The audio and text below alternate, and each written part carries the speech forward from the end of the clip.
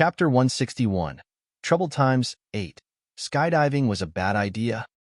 The flash entrance to a battlefield by 4 flame Atronach hawks surely took everyone's attention. The flame Atronach hawks only meant one thing, and one thing only. Jon Dare is here.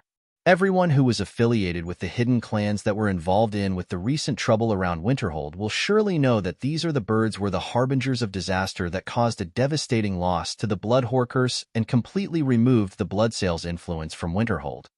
Now, and with the appearance of these flame Atronach hawks, the scene took a rapid turn to the worse for the eyes of the Bloodsails. Bring them down. Before anything else, bring these damn things down. The Patriarch of the Bloodsails shouted at his men. The archers that were on the second wave attack have fully retreated and tried to intercept the 4 flame Atronach hawks. In response, Jon and his team flew even higher. Not a single arrow could catch them. The 4 kept flying higher, and all the parties got concerned.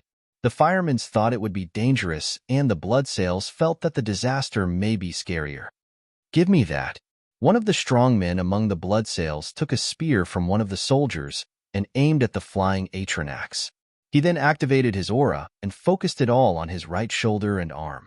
Once he locked on one of the flying Atronachs, he threw the spear with all the power he could muster. The spear flew forward, leaving behind an afterimage, and closed on the flying Atronachs in a second. Incoming! Jon shouted as he detected the spear, and all the flame Atronach hawks performed a maneuvering spin in the air, dodging the incoming attack. The target of the spear seemed to have been Jul's Atronach, but thanks to Jon's warning, everyone pulled it out untouched. Jon took the chance to use the telekinesis spell grab and caught the spear that flew behind them and started to pull it to him. On the other hand, and due to Jul's vengeful nature, she would never such a thing go. As soon as she stabilized her flame Atronach hawk, she took out her lever-action crossbow and opened the fire of retaliation. Even from her distance and altitude, the bolts found its target like a charm. The first bolt hit the man's shoulder, the second pinned his left foot, the following few claimed the life of all the guards around him. Fuck! Shield him! The Bloodsails Patriarch shouted frantically and ordered the guards to protect the man with shields, as it seemed that the man was his direct descendant. However, Juliner was shooting arrows filled with decisiveness and power. The lever-action crossbow that was designed by Jon, built by Wulfr and enchanted by Alina's wind magic, was so fearsome that it could rival a sniper rifle in Jon's eyes. The luck was on the Bloodsails man who was being protected right now, as he managed to be saved in time.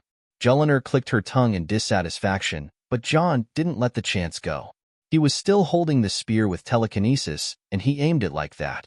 He then launched the spear with all his power at the man. Meanwhile, between the Bloodsails ranks, the Patriarch was checking on his son that barely made it back and turned around to look for a healer, but he heard a weird sound that made him look back at his son once again. The scene he saw almost made his hair go all white. The spear that his son just threw a while ago was penetrating his son's skull from the back and coming out from his mouth, pinning into the ground.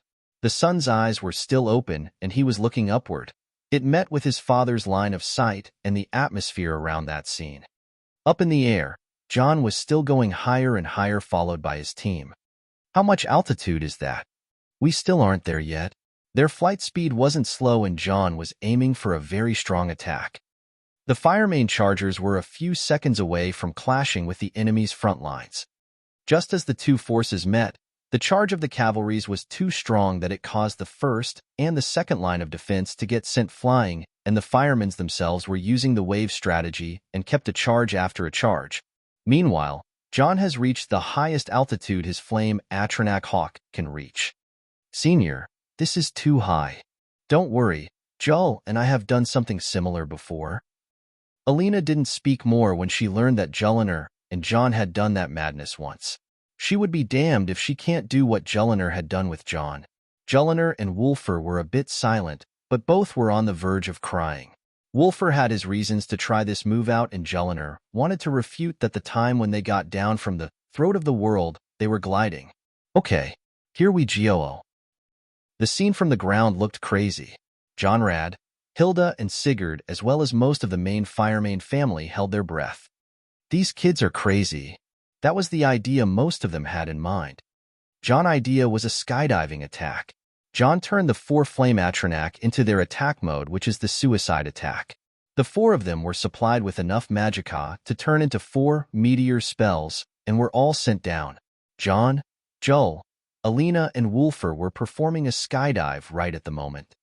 Jon had given them a brief introduction of how to perform a low-altitude skydive, and they were ready mentally for it at the beginning, but now things turned different. This is amazing. That was not Jon. That was Alina. She was going on spins around herself while immersing herself in the feeling of being in the air. Due to the use of magic, the rules of the normal skydiving weren't applied here. Alina used the wind magic to gather as much wind as she could while going down. If you need more magicka, I'll supply some to you. Yes, please. This part of the attack was totally depending on Alina. She was using her magic in a style that was going to cause a disaster if she casted it in normal circumstances, but Jon provided the mean to do it. Alina was gathering a lot of wind with this skydiving alone. And to tell the truth, Wulfr and Jelinar were her mostly for fun and to provide support later. On the ground, the onlookers were watching the skydive while not being able to do anything. It was a daring move, and its effect was something that they were trying not to imagine. Boom, boom, boom, boom. The first thing that touched the ground was the 4 meteor spells that went down with speed. They targeted the right flank of the enemy forces, and that was the part where the undead horde of the Blackrock clan was positioned in. From the eyes of the onlookers, the whole black was covered with flames. As if hell itself broke open in that place. The flame magic meteor spells caused a large explosion that wiped out any and everything where it landed. The explosion took everyone by surprise. It was far from the firemain chargers, but they felt the effect of the explosions, and some of the weak steeds couldn't calm down after what happened. Even the coming charge of the firemen stood still far away from the site, and most of the guards gulped on their saliva. Still, the big attack hasn't arrived yet. The other flank, where it was mostly made of Bloodsail's infantry, they started to notice the change above them. Look at that. Ismir. Is that really happening?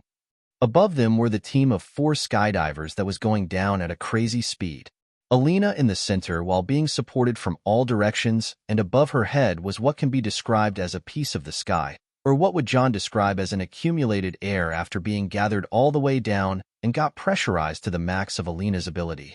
Senior, I don't think I can hold on much longer. Fine. We will land down in 3, 2, 1. Now.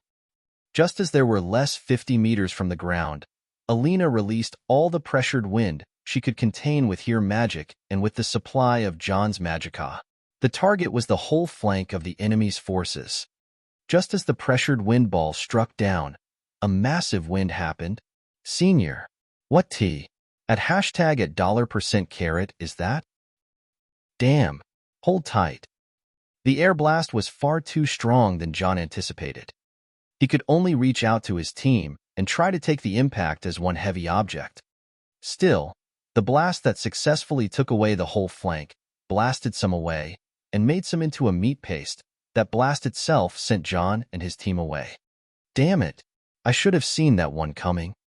Jon made preparation for landing and used Featherfall, spell one everyone in his party. They landed safely a couple of seconds later. Oh boy. But it seemed that the place where they landed was the center of the enemy forces.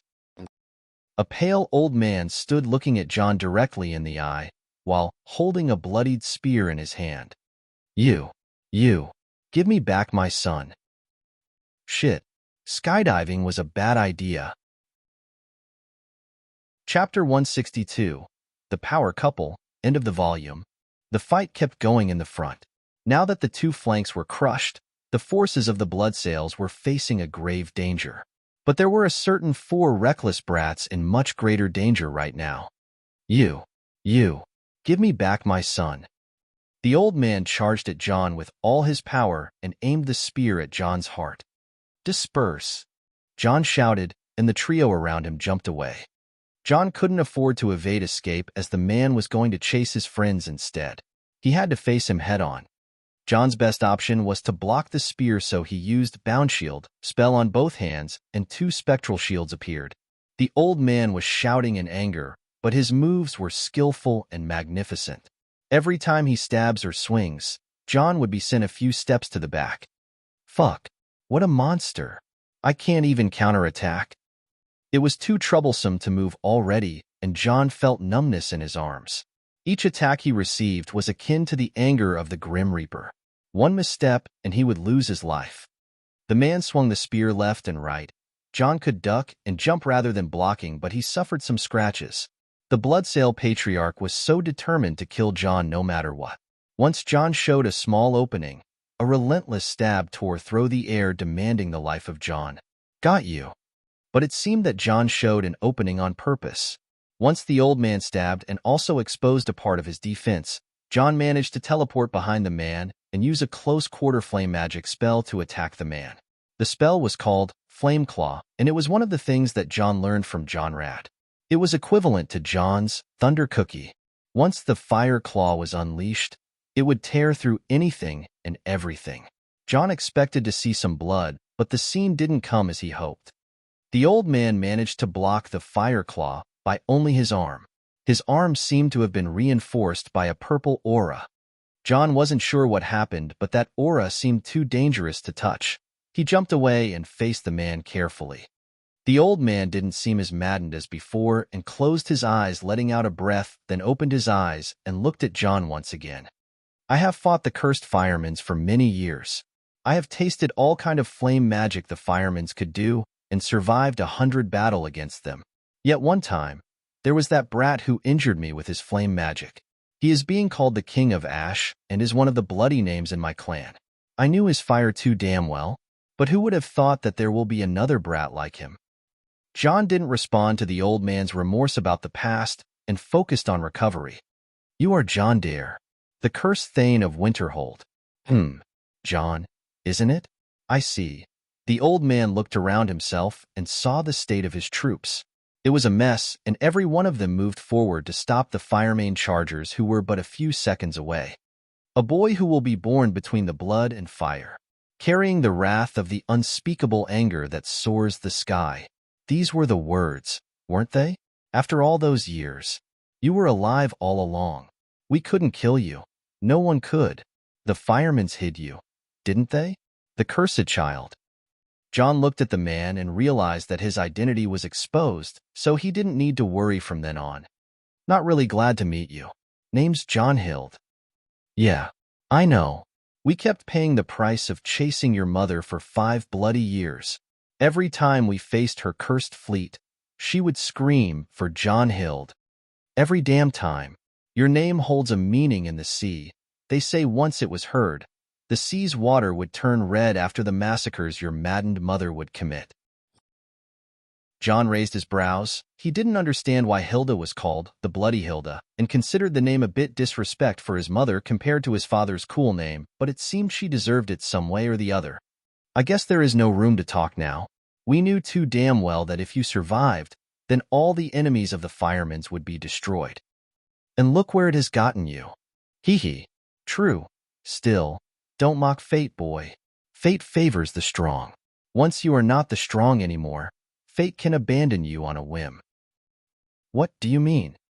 The old man laughed and his aura intensified. He stepped forward towards Jon, who stood his ground, and released his aura too. It means that as long as I kill you here and now, the fate will backfire on your clan and my clan will thrive. Crazy old man. Die. The Bloodsail's Patriarch said something vague, then charged at Jon with a heavy killing intent. Jon, who was recovered for some time, used all his power to unleash the best magic he had and took out the Skyforged saber from his side. The old man stabbed at Jon's face, and Jon deflected it with the back of his blade, then used lightning magic to counterattack, but the old man evaded the lightning before it was even cast. Damn, was that hockey? Die. I am not going to do so just because you were telling me to. Jon was counterattacking with magic and jumping around while healing himself with magic. Not everyone may have noticed, but Jon's vast magica pool and his overall control were noticed by some people around. Alina, who was fighting back-to-back with Jelliner and Wulfur while trying to open an escape path, halted for a minute and was kept looking at the high-speed battle that was happening not far away from her. So that is Senior when he is fighting seriously? Jon was indeed using the privilege of his ridiculous amount of magicka to turn the tide to his favor, but it was clear how the old patriarch of the Bloodsails was a skillful fighter. A bit far away, Ulfric Stormcloak and his people were watching from far away. Ralof's eyes were open wide. He realized the difference between himself and those crazy 4 youngsters who were fighting in the middle of the enemy forces on their own. More to that, he felt one of them was very familiar. That one over there, that is Wulfr. Ralof recognized Wulfr right away. Who is that? It is Jon Dare's teammate from the tournament. There was that one indeed. Where is Jon Dare then? Wasn't he announced as a new member of the Firemen's a month ago? It would have been fortunate if it was only the Stormcloak who watched the battle closely. In the dark corners of the area, some eyes and ears were watching the situation closely. It was lucky they couldn't hear the conversation of Jon and the Bloodsail Patriarch, but they were still paying a very close attention to the result of that fight. Jon Dare was a hot topic between many powers right now. Back to the fight. Jon used every trick in the book against the old beast that didn't let go of him. He also noticed that the old man started to use his bloodline power. The bloodline power of the Bloodsails is known as the Blood Boil. It can make the body stronger and the recovery faster. It may affect the sanity a bit, but it was a great ability. Jon could trap the old man a few times using some rune traps on the ground, but the endurance of that old man was ridiculous. He could pressure Jon to a corner no matter what Jon tried. Damn you. Just how much can you withstand? You fucking masochist. Jon's attacks have indeed landed on the old man, but the later was as lively as ever and attacked left and right without slowing down. It was so annoying to fight that old man like that. Jon's speed was his only remaining advantage, but his stamina wasn't as good as his magicka, and his healing magic couldn't restore stamina like Alina's. Sigh. What is left I can use? Jon asked himself. In his state, the Thursdayum was not the best idea. The Thursdayum words he can use were all area of effect attacks, and right now he was surrounded with both allies and enemies. There is that thing, but I am not good with it just yet. Jon remembered some of Jonrad's and Hilda's words about how to use his bloodline limit. His bloodline limit should be identical to Jonrad's, but it was not an easy thing to wield. He looked right and left and saw that the Firemane chargers were closing in, but the enemy ahead was much closer. His friends and loved ones were all around him. Jellinar, the feral girl he tamed, was fighting like the beast he trained her to be.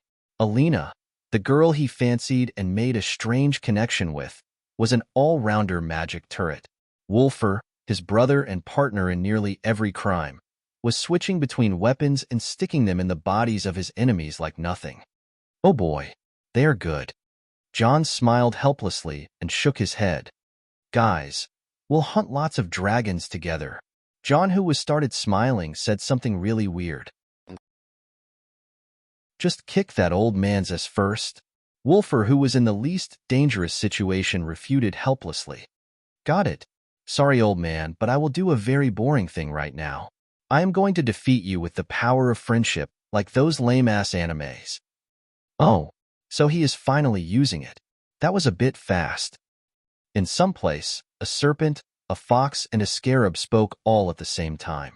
A figure appeared from the shadow that resembled Jon, came out and sat around them. The 4 then spoke one more time as if they are one. It looks way better than what I anticipated. Jon's hand evoked flame magic once again. The flames on Jon's hands were not the usual flame magic he used. They were a bit white to blue with a hint of reading. It looked like the flame of a Bunsen burner, but it was clearly being controlled by Jon. Come at me. Jon taunted the old man, and the man wasn't even willing to stand back. It was then when Jon cast his magic normally. The flame that would take a bit to penetrate through the aura was spreading through it like fire and oil. Not a second passed, and the old man felt how strong and heavy these flame was. It indeed was like that day. The same flame that killed one of his sons 10 years ago when they tried to take revenge on the Firemans. The infamous Ashen Flames.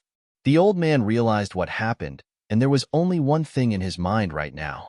Retreat. Jon's flames have returned him to his sanity and reminded him of the disaster that there is no way to avoid now.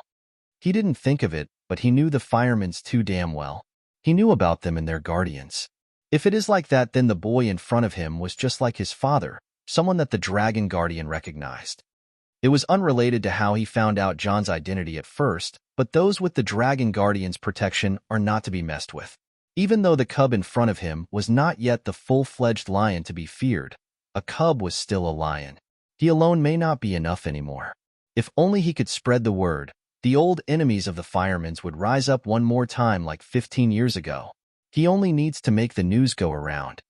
Just as Jon's first attack was over and the next was in the way, the old man whose body was clearly suffering a lot of burns jumped away and was about to run. Did I say you can run? Would not KSD.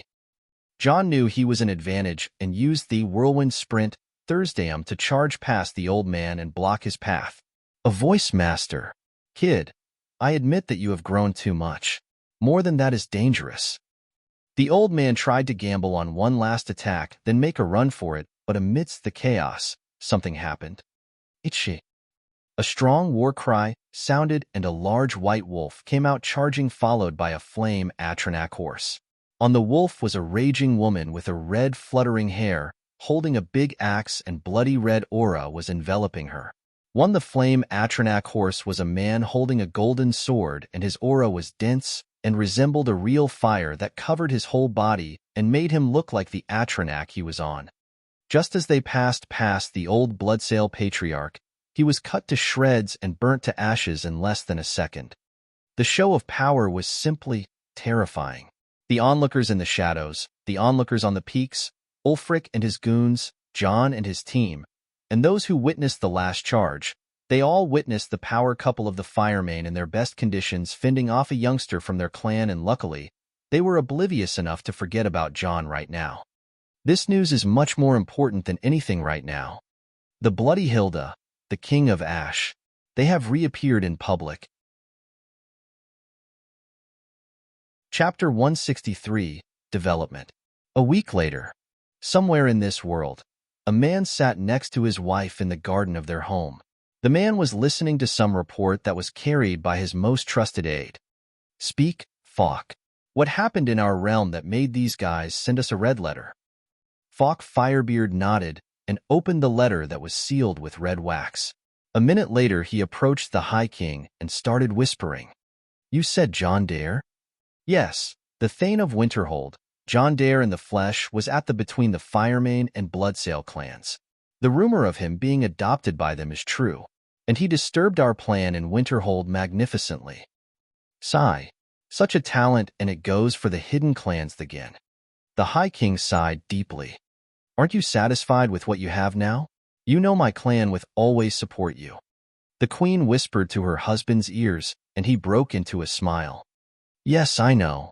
He spoke in a soft tone and nodded. Thank you for the report, Falk, and keep an eye on the situation. By your will, my king. Anything else? Don't give the people of Winterhold a tough time at the docks. Tell Lady Vittoria Vici to keep the relationship peaceful with the Dare Dragon Company. I will see to it at once. In a quiet room near a fireplace, a woman sat in her elegant battlemage robe. She was reading a report from a long time ago regarding some incident about the Great War. A man wearing a similar robe knocked on her door, and before entering and handing her another note. Madam Emissary, here is the report regarding the situation in Eastmarch. Thank you. You are dismissed. By your orders. The man turned around and left. The woman opened the note and started reading it carefully. She read it one more time and sighed. Estormo. Yes, Madam Emissary. Go and summon Encano. It seems the matter regarding Winterhold will give us a headache sooner than expected. In a closed room inside the Palace of Kings in Windhelm, 3 men were discussing some matters. This will give us a great advantage in the future. Now that Skald gave us his allegiance, career will soon come running to our door, Galmar Stonefist said while waving around the letter that was just delivered. I still don't think so, Jarl Ulfric spoke in his deep, dignified voice. Why is that, Jarl Ulfric? Don't you understand? Winterhold is not the realm of career anymore. Jorlif, the steward of the palace, replied to Galmar. Not the realm of career, isn't he the Dare Dragon Company is the one with the final say in Winterhold. Our spies have already confirmed that all the Hold guards are loyal to Jon Dare and Career is currently his puppet too. In fact, Solitude has tried to interfere lately, and it was said that Thane Eriker had a candidate that he wanted to push to the Jarlship to keep Jon Dare in check, but that man disappeared before even the spies of Solitude reach him. Jorlif said what was in the report. All the concerned forces in Skyrim has also received a similar report. So this will leave us to do what? Galmar asked with annoyance. We will wait and see. Jon Dare is a major power now, not someone we can look down on. His allegiance is useful, but no one had any plans regarding Winterhold to begin with. Either he wants to play the game of politics or keep to himself. It is all up to him. The plans will go as usual for now, Ulfric said and left the room. Another conversation around the same topic in the Bard's College. Headmaster Viarmo, did you call for me? Yes, Lizette. Please come in. Was that Thane Eriker that walked out pushing everything in his way just now? Yes, it was him. Lizette giggled and shook her head helplessly. What then? Is he kicking us out of the building? Viarmo furrowed his eyes and glared at Lizette, whose behavior was a bit casual. High elves like him don't like to be talked to like that.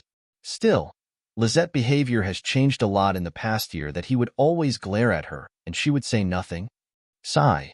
He is disturbed by some matter in Winterhold and Eastmarch. Wants us to investigate it for him. Lizette wasn't wholeheartedly interested for many reasons. She has lost a lot of her respect to the man in front of her since she started becoming one of his birds following the events of the last year. Anyway, it will be your assignment, Viarmo said. Lizette seemed to be annoyed and wanted to refute, but Viarmo's words made her freeze. Your old friend, Jon Dare. He is doing some daring moves in eastern Skyrim, and it seemed that he had brought down a big project that Eriker had in mind for Winterhold. Lizette, whose face was motionless with uninterest, became wide awake and listened to Viarmo carefully. What is he doing? He has involved himself with the great Nordic clans. Lizette had some knowledge around the topic due to her nature of work. She then asked about some details, and Viarmo didn't hide anything that may make her interested. Lizette thought for a while and made a natural face. Maybe Winterhold can be interesting after all. I think they're big and has no proper bard right now. If a town has grown so much, then its inn will also grow bigger. Viarmo smiled and didn't say anything. Before you go, how is Jon Dare's friends that we have here? Sviti is a creative bard. She is an interesting person and one of the best we have. Jon Battleborn doesn't lose to her even though his style is too classic, according to how Sviti described it. So, how long will it take them to graduate then? Less than a year? I see. That indeed is a record. You may leave now. Viarmo watched Lizette going out and returned to his book right away. Sigh. How long will it continue? This piece. That's all he could think about. Sigh. This place is so boring, and the food is so bland. Jon was whining about the food. Human, give me. Yes, here you go, your Meowjesty. The food of Jon was eaten by Nefertiti again. Jon, Ongium has arrived. Jelinar came into the room and reported. Let him in. A while later, Ongium came in the room wearing a black cloak. Boss, did we really have to meet that way? It is okay. I have business in this city, and we have to keep a low profile after the recent trouble. I see. Here is a report from Alishka and the things you wanted from us. Ongium took out a note and a small chest. I see. You can sail to Winterhold anytime you see fit. We will leave Windhelm and will take the road back home. As you see, boss, Ongium said and left the room. In this room, a few figures were gathered around some table. They were Jon, Joel, Wulfur, Alina, Nurina, and Nefertiti. So this is the white phial and the ingredients to fix it. I will go out tonight and attempt some experiments with a friend. And the note? Jon opened the note and skimmed through it with his eyes, then grinned and shook his head. What is that? Alina asked. It seemed that Alishka's girls have discovered some people trying to stir trouble in our town. The troublesome people were showed out, and the source of the noise was taken care of. Jon said to burn the paper to a fine powder with his ashen flame. Show off. Nurina snorted in disdain. Jon was not humble at all about the new power he possessed lately. The ashen flame was the core power of the Dragon Guardian and a mutation to the normal flame magic. It worked the same way but was a bit costly on Magicka. Still, give us details. Wulfur was concerned about the matters in Winterhold. Some people from Solitude came to stir trouble and find an excuse to replace career with a new Jarl using our popularity. Alishka found the guy who was being supported and made him disappear. At the bottom of the sea. I see. Who was the unlucky soul? Kralder. Kralder? Wasn't that the unremarkable guy who always tried to make friends with Archmage Savos? Yep, that's him. Actually, Jon was already very cautious about Kralder. That man was a citizen of Winterhold, and one that could live an easy life during the past times. His family used to be powerful nobility in the past, but nothing was left after the Great Collapse to be proud about anymore. Also, one more remarkable thing about Kralder that he will be appointed the Jarl anyway if the Empire won in the next civil war. Anyone should have had a positive view about Kralder, but Jon knew a small piece of information that made him very wary of Kralder. During the Civil War, if by any chance the Empire took over Winterhold then lost it to the Stormcloaks once again, Kralder, who was the Empire's agent, would simply withdraw from the town and would go to live in Eriker's house in Solitude. Now, this is a very dangerous piece of information for Jon. Eriker is one of the people that Jon don't like, and he is associated with the Thalmor. Having a tumor like that is something that Jon wouldn't want to have in his turf. The simplest way was to eliminate him a long time ago, but he wanted to keep Kralder monitored to get as much information as possible. Well, he was of no use anyway. I better get going now. Jon stood up, wore a dark cloak and a hood, then carried the chest and went out. Nefertiti jumped and hid herself in his clothes to go with him. He left directly to the White Phial store. Chapter 164. Repairing the White Phial, and some other crazy shit. Welcome, customer.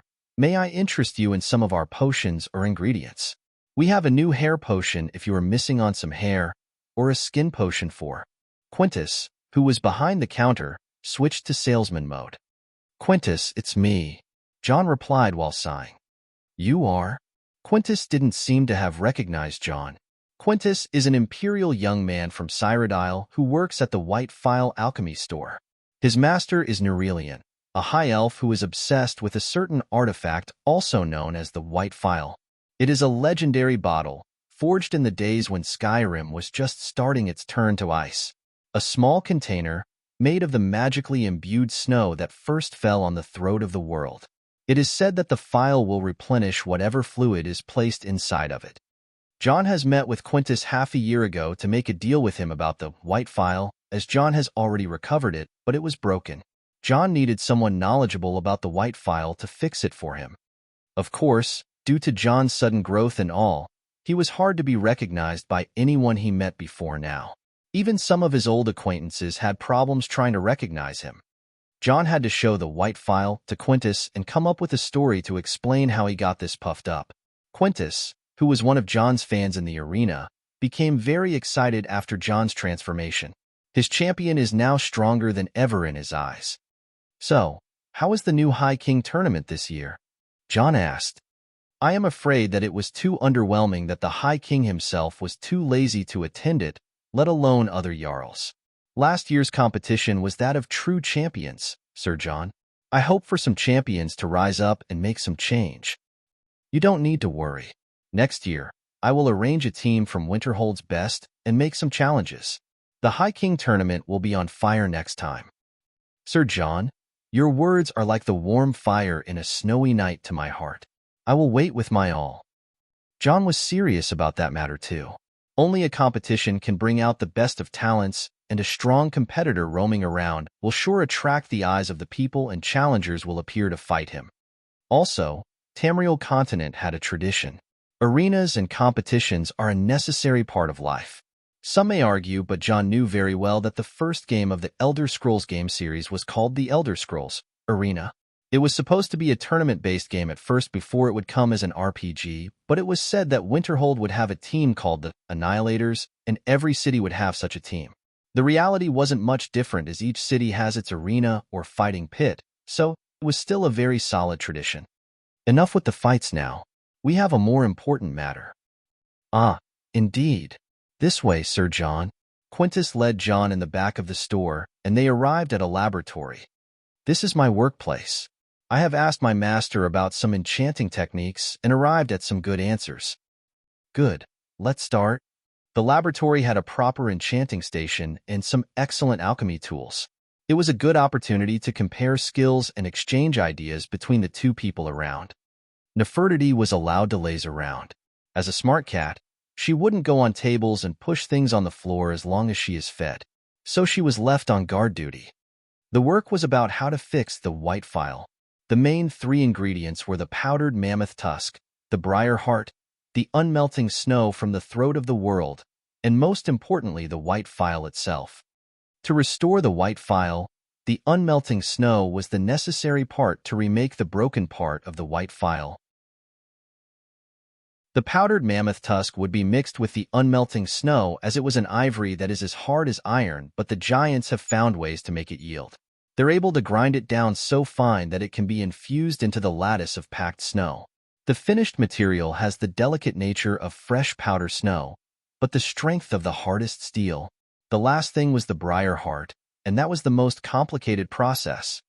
The final tempering of the phial was performed with a type of old magic that's been lost since the dragon war back in the Merethic era star. The nearest modern incarnation of it is the strange rituals practiced by the Forsworn, with the heart of one of their briar warriors.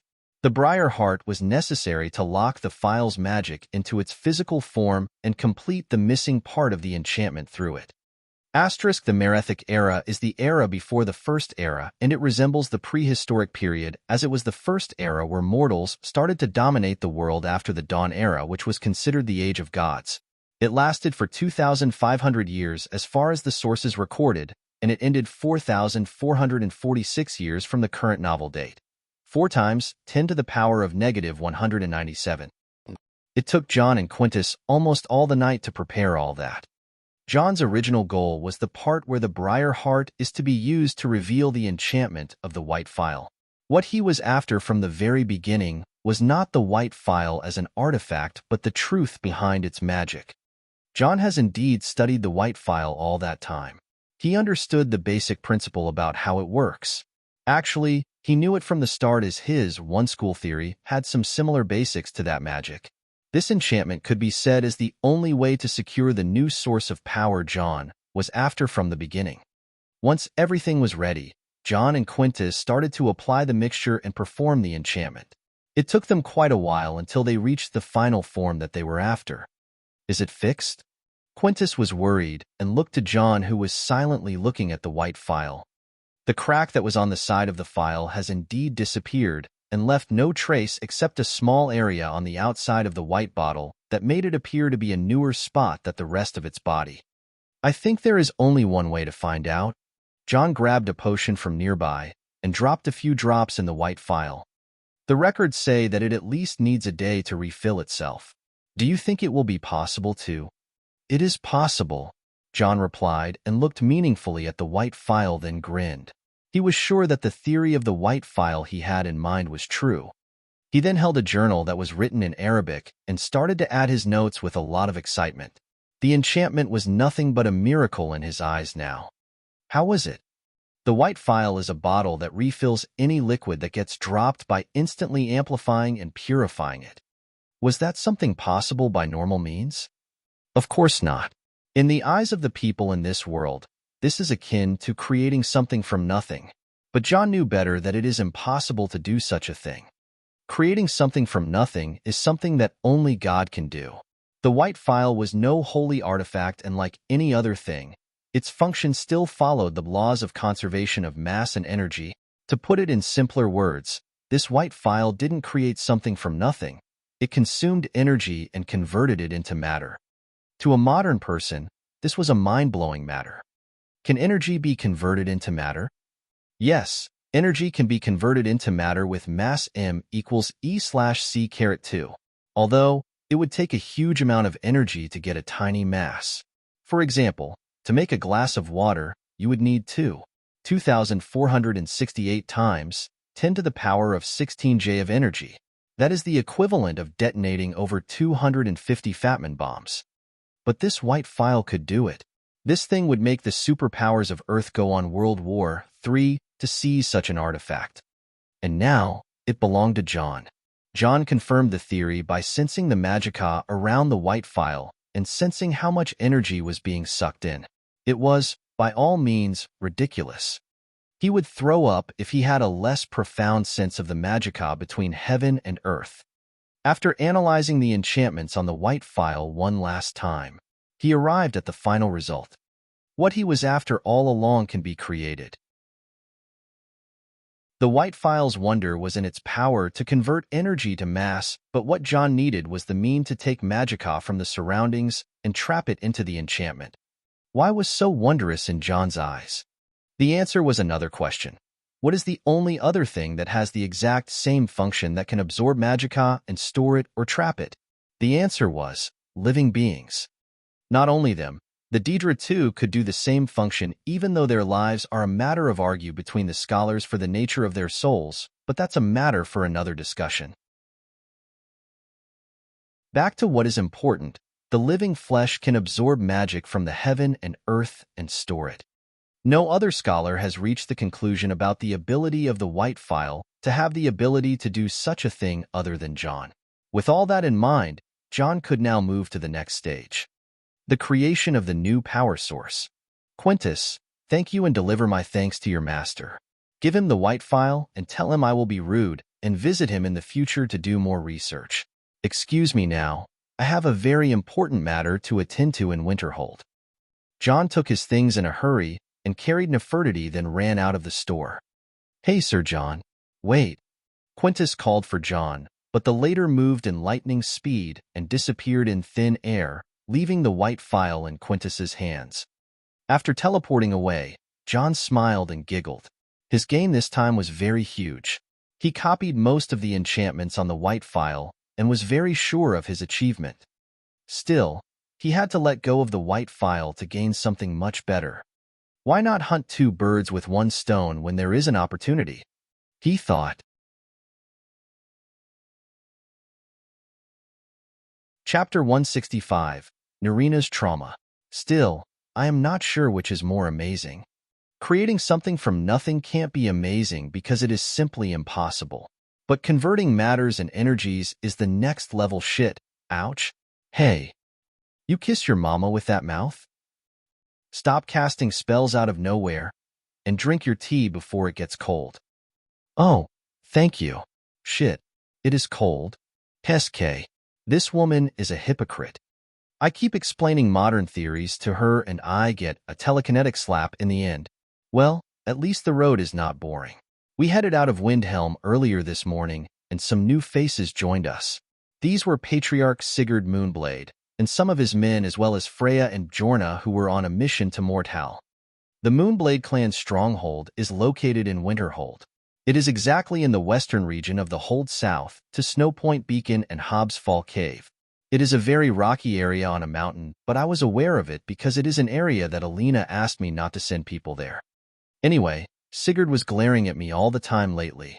For some reason, that old man didn't give me one chance to have a proper conversation with Alina. This daughter-con old man is getting on my nerve. Father-in-law, would you like some herbal tea? Father-in-law, are you okay? You seem a bit dejected. I will murder you. The man gave off a scary aura for a second, but there was someone who was giving him the I dare you smile behind me. I love it when Nurina is on my side. I can just go and kick a dragon's, but without worrying about my own. Anyway, after we reached the southern crossroad in Winterhold after 2 days of riding, we went to the north and the Moonblade with the firemen's kept riding west. Alina joined her father and rode to her clan with him. She hasn't returned there for some time, so Nurina gave her a vacation for a few days. Now, heading north to Winterhold town were Nurin, Joel, Wolf, and me. This is basically our territory, so we were taking it easy. Still, something weird occurred. The wind howled and snow started flying everywhere. A storm? Well, this is Sun's Dawn, February, after all. Let's find cover. We are in the middle of nowhere. Whistling Mine and the new village are just 1 hour ahead. We can make it. We all were riding flame Atronach horses, so it wasn't a tough trip anyway, but the snowstorm started affecting the performance of the flame Atronach horses. Okay, I am doing it. Lokvich ku. Cough, the last word is so damn tricky. I had to use the clear skies Thursdayum to put down the storm, but I haven't made any progress with the last word core, which means summer. Mostly because I haven't seen a real summer in a long time, and it is hard to pull its effect out. Also, the word was so damn hard to use as a Thursdayum. Some words of power are harder than others to master, and core is the hardest one so far. Anyway, the snowstorm returned once again after a minute. We will arrive shortly anyway. Let's pick up the pace. I encouraged them to go ahead and tried to use the Thursdayum one more time, but I couldn't shout. Nurina looked at me and tilted her head. Ehem. It seems that I need some more time, I said while smiling awkwardly. You never needed that long to rest from 2 words, Nurina said and seemed a bit worried. Never mind it. We can reach Whistling Mine normally now. Let's hurry. I tried not to worry her, but I felt strange myself. Wolf and Joel nodded and rode faster ahead. Wolf had his bear cub, Tide, carried on his back, and Nefertiti chose to ride with Joel for some reason. Nurina and I were riding slowly in the back. Time passed and the storm became stronger. I tried to use the Thursdayum one more time, but with no result. Okay, this is not good. What? Nurina replied. I can't use the Thursdayum. I don't know why, but it is not coming out.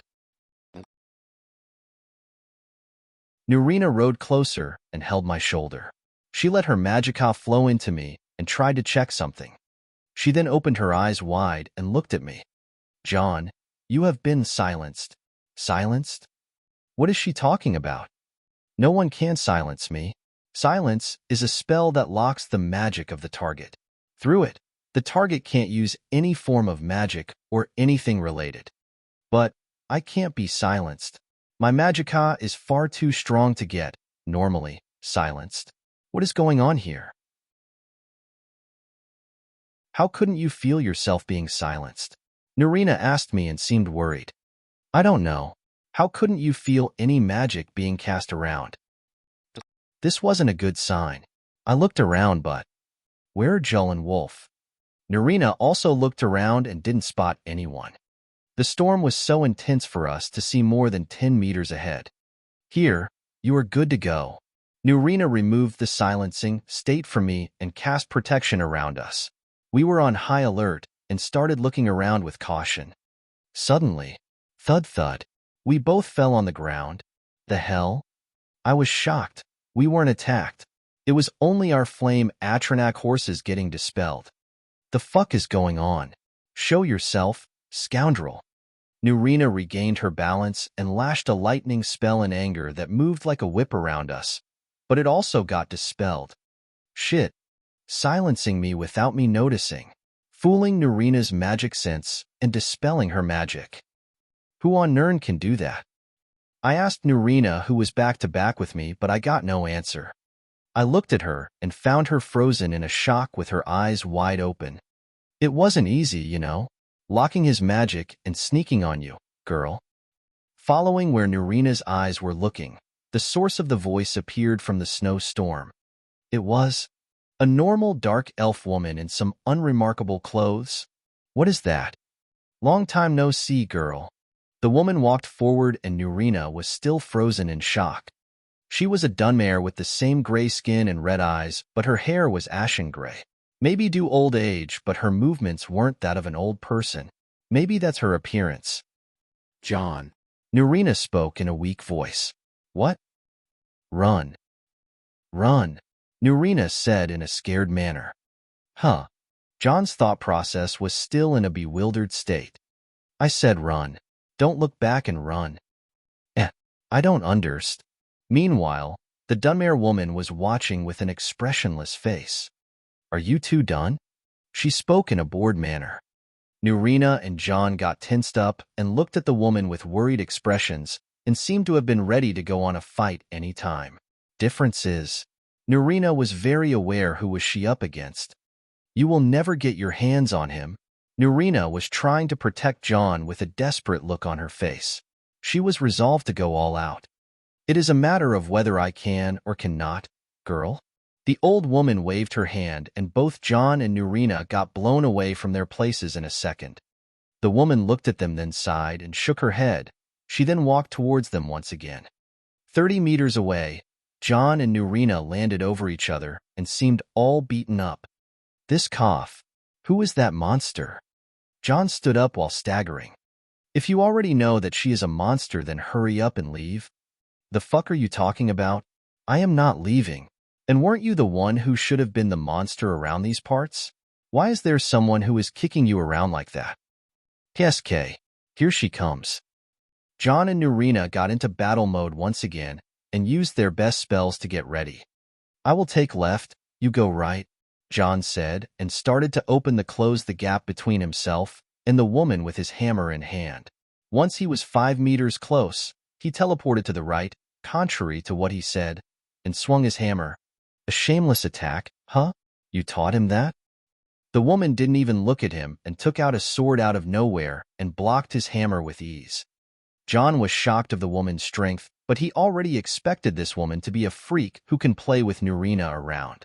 Once his attack got blocked, his hand moved to the Skyforged saber and drew it in an arc towards the woman. She snorted in disdain and twisted the hand that was holding her sword, then used it to block the saber too. She was blocking Jon's 2 trusty weapons with one hand and one weapon. Jon was vexed as he didn't seem to be able to push the woman at all, so he twisted his waist, kicked at the woman's head from the back. The woman simply moved faster than anything Jon can do and was just behind Jon. She then used the side of her sword and smacked Jon's, but with it sending him away. Where did you find such a big child? He is so persistent. The woman asked Nurina, who was for some reason unable to move or talk. Oh, sorry. The woman noticed the abnormality, then flicked her finger, dispelling the paralyzing state from Nurina. You crazy old hag. Why don't you just die? Nurina, who got freed, released her magic in a massive lightning attack. You know my family, little girl. We never die. The woman waved her right hand coolly and blocked all Nurina's magic like it was nothing. Just get swallowed in oblivion already. Nurina put more effort into her magic and launched it like a bomb. Been there. Boring, by the way. The woman was blocking Nurina's massive spell like it was nothing. Fussaroda. Jon returned to the battle and shouted the unrelenting force. The woman clicked her tongue and moved away from the shout's path. This kid is indeed troublesome. To make me move twice?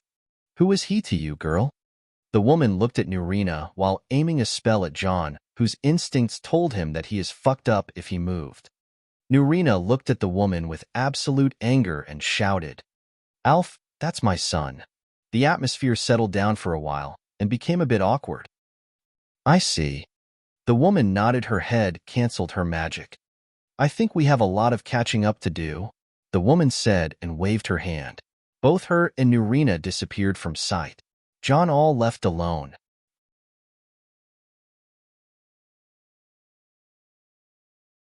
Chapter 166. The Fate of Heroes, 1. Jon was all left alone. His sense of crisis was giving the red alert. Fuck me. We got defeated. And Nurina got kidnapped. This is officially the worst day of my life. The fuck did just happen? A strong state of denial controlled Jon's mind and tried to calm himself. It was the first time in his life to see the person who he looked up to the most get disadvantaged in magic of all things, then get kidnapped also by magic. This was way beyond his comfort zone. He never imagined anyone with the power to surpass the strongest mage he knew, an arch-wizard of all beings, and one of the most talented ones. His eyes were moving around like crazy, trying to figure out what to do. Okay, let's calm down. Calm down. Take it easy. The woman, she wasn't trying to harm Nurina. She was just screwing around with us. She was serious, but she wasn't murderous. Okay, this is not bad. A good start? Jon was calming himself and started rewinding what happened in his mind. Okay, first thing first. Nurina knew that woman. She knew her very well. She called her crazy old hag. So this is the legendary master that Nurina talks about. If I remember, the description matches. She is a dark elf with ashen gray hair. Good. Nurina's master won't harm Nurina, physically at least. Jon kept coming and going around the place Nurina and the other woman disappeared from. While he was moving around, Jon remembered a part of their conversation. Nurina called her Alf. Alf? Where did I hear that name before? System, search for Alf in my memories. No response. Alexa. Confirmed. The system responded, and Jon started to check out the place once again. One result found. Show it. The system opened a screen with some explanations. It said that Alf was a name that meant Alpha in Jon's past life, and there was only one person with that name from his memories. What was really strange was that this memory didn't come from this life. It came from Jon's past life. That only meant that the woman Alf who has a chance to be Nurina's master was an NPC from the Elder Scrolls game series. Yes, the Elder Scroll game series, not the Elder Scroll V, Skyrim. The memory was related to the Elder Scrolls 3, Morrowind, and it seemed that Alf was an NPC from Morrowind. The only person was who fit the description had her name written on the system screen with some images from Jon's past life. Jon saw these results and froze in his place. This person was no ordinary person at all. Fuck me. Alexa, call the augur. Nurina and Alf appeared in a different location. It was a small room with a strange and alien structure. Nurina looked left and right frantically and finally recognized the place. Alf. No. Where is Jon? Alf looked at Nurina with a faint smile. She snorted and walked away to a strange-looking chair. You haven't changed at all. Still playing around with cute little stuff and pretending to be a mother. Nurina got tensed up by Alf's words and seemed to have remembered something very unpleasant. She glared at Alf and the air around her changed. Where is he, Alf? If one single hair of his head got so much harm, you will never see the end of this. Nurina was angry to the limits and the air around her started giving a black aura. Nurina, who was normally using magic, unleashed a powerful and terrible aura. Alf couldn't help but giggle with sharp eyes. Her red eyes stared coldly at Nurina. Look at you. You have grown up a little. Where is he? Nurina held back no more and put all her power into a very strong attack. The attack had both natures of magicka and aura. Alf raised her brows in admiration and moved her hand to face the attack with equal power. Both forces clashed, but Nurina fell short, and her attack got handled by Alf. Nice. Linking the warrior energy and the magicka can be this interesting? Looks like you have made some progress, a pointless one though. After the energy in the room settled, Nurina seemed to be a bit tired, but Alf was completely unscathed. Tisk, monster. Oh, thank you. By the way, your so-called son is fine. I left him behind. Nurina heard Alf's words and relief appeared on her face. She sighed and her tensed magicka calmed down. Still, she didn't let her guard down and glared at Alf once again. How did you find me? News tend to travel, dear. House Telvanni has eyes and ears everywhere.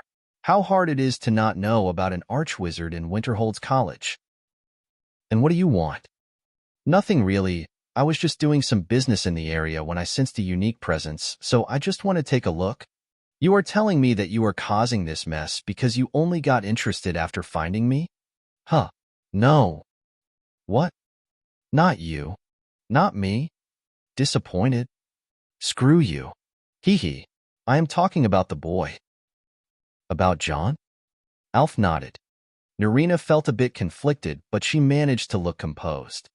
What attracted someone like you to Jon? You make it sound like a bad thing. You know what I mean. My father has seen a lot of that kid's kind, but I only managed to meet one and hear about another. Not that I was interested at that time, but meeting him was just a confirmation. Confirmation? What are you talking about? do you mean by kind? Nurina stood up and urged Alf for an answer. Let's say that from all the children in the world, you picked up a boy with the fate to be a hero. Alf said something as if that was some big deal. Hero? We already know about that? Really? Yes, Jon is related to a prophecy that he will find 3 Elder Scrolls, and he is aware of it. Oh, I see. You got it all wrong. Alf dismissed Nurina's words as if they were nothing. What do you mean by got it wrong? It is normal for heroes to be related to the Elder Scrolls. Majority of the scholars argue that any proclaimed hero with no Elder Scrolls in their tale is not really a hero, just some powerful person. It also doesn't mean that anyone related to an Elder Scroll is a hero. A hero or heroine is a mortal blessed and cursed from another point of view, with a special fate and the ability to rule their own destiny. Heroes are closely related to the prophecies revealed in the Elder Scrolls, but are not bound by them. They often grow to become far more powerful than most other mortals. Alf said while searching between some books on a table beside her. Wait, they rule their own destiny? Didn't you say that Grandmaster himself can do that too? True. Father is too strong to be bound by the rules of the world. There is a certain threshold that needs to be passed to ignore the restrictions of the world. So, what does any of that have to do with Jon? Simple, as his so-called mother. What do you think of his talent and power? Nurina thought for a while. I think he is not yet a master wizard. Last year, he achieved a very rapid growth as he was focusing solely on studying and creating spells. He is halfway through the rank of an expert mage. His combat skills fall less behind. So magic is his strong point? Alf asked. Nurina shook her head. He is talented in the Thursdayum, the ancient voice of the dragons. Is there a talent in the Thursdayum nowadays? Last I heard was that only Dragonborn can be talented in such a thing. You saw him perform it. Well, I didn't expect anything less from my grand disciple. He is your disciple, right? My legacy disciple. Pfft, you have a legacy? Girl, how old are you this year? 200? Alf held her stomach and started laughing. Nurina seemed dissatisfied about her master's reaction, but she didn't say anything. It was rare for Alf to laugh anyway. So, back to the topic. You said his talent was the Thursdayum? He is sure a Nord. If he is Dragonborn, then the world will face a lot of trouble. And if he appeared in Skyrim, then that means that Skyrim will be the center of the attention the next few years. Just get to the point? What will Jon do by controlling his destiny? You made it sound like something scary? I don't remember teaching you that, so listen closely. Controlling one's own destiny means that there is no plan for the person himself. He is a rogue and an irregular in the world. He can break the world's law itself. Fate and destiny are the restrictions made by the world, or the gods to bound people from destroying the world or causing too much trouble. Once this restriction is broken, the person has no limit to his growth or power, just like my 4,000 years old father. The world tends to cleanse itself from those irregulars with all sort of ways, like striking them with lightning in the middle of the day or causing a great accident to kill them through it. Most die before even breaking through the restrictions, but rarities like my father and some of the Sijic monks exist. Wait just a minute. Are you saying that Jon will be killed by the world because he is getting too strong? Nurina panicked and was about to jump on Alf and hold her by the nape of her clothes, but she managed to stay still. Well, the world isn't really that blind. Heroes are an exception. You see, heroes are the ones that save the world from falling into chaos. That is why the world itself allow a chosen few of the irregulars to exist as the so-called heroes. So this means that, don't interrupt me, you brat. Alf got a stick out of nowhere and hit Nurina on her head. Sorry, master. Nurina's old habit kicked in and held her head while apologizing before remembering that she was on bad terms with Alf. Sigh. Here where I bring you the bad news. Once the heroes finish their trials and complete all the labors, the world turns on them and forces them to make a choice. You read the stories. You know how it ends.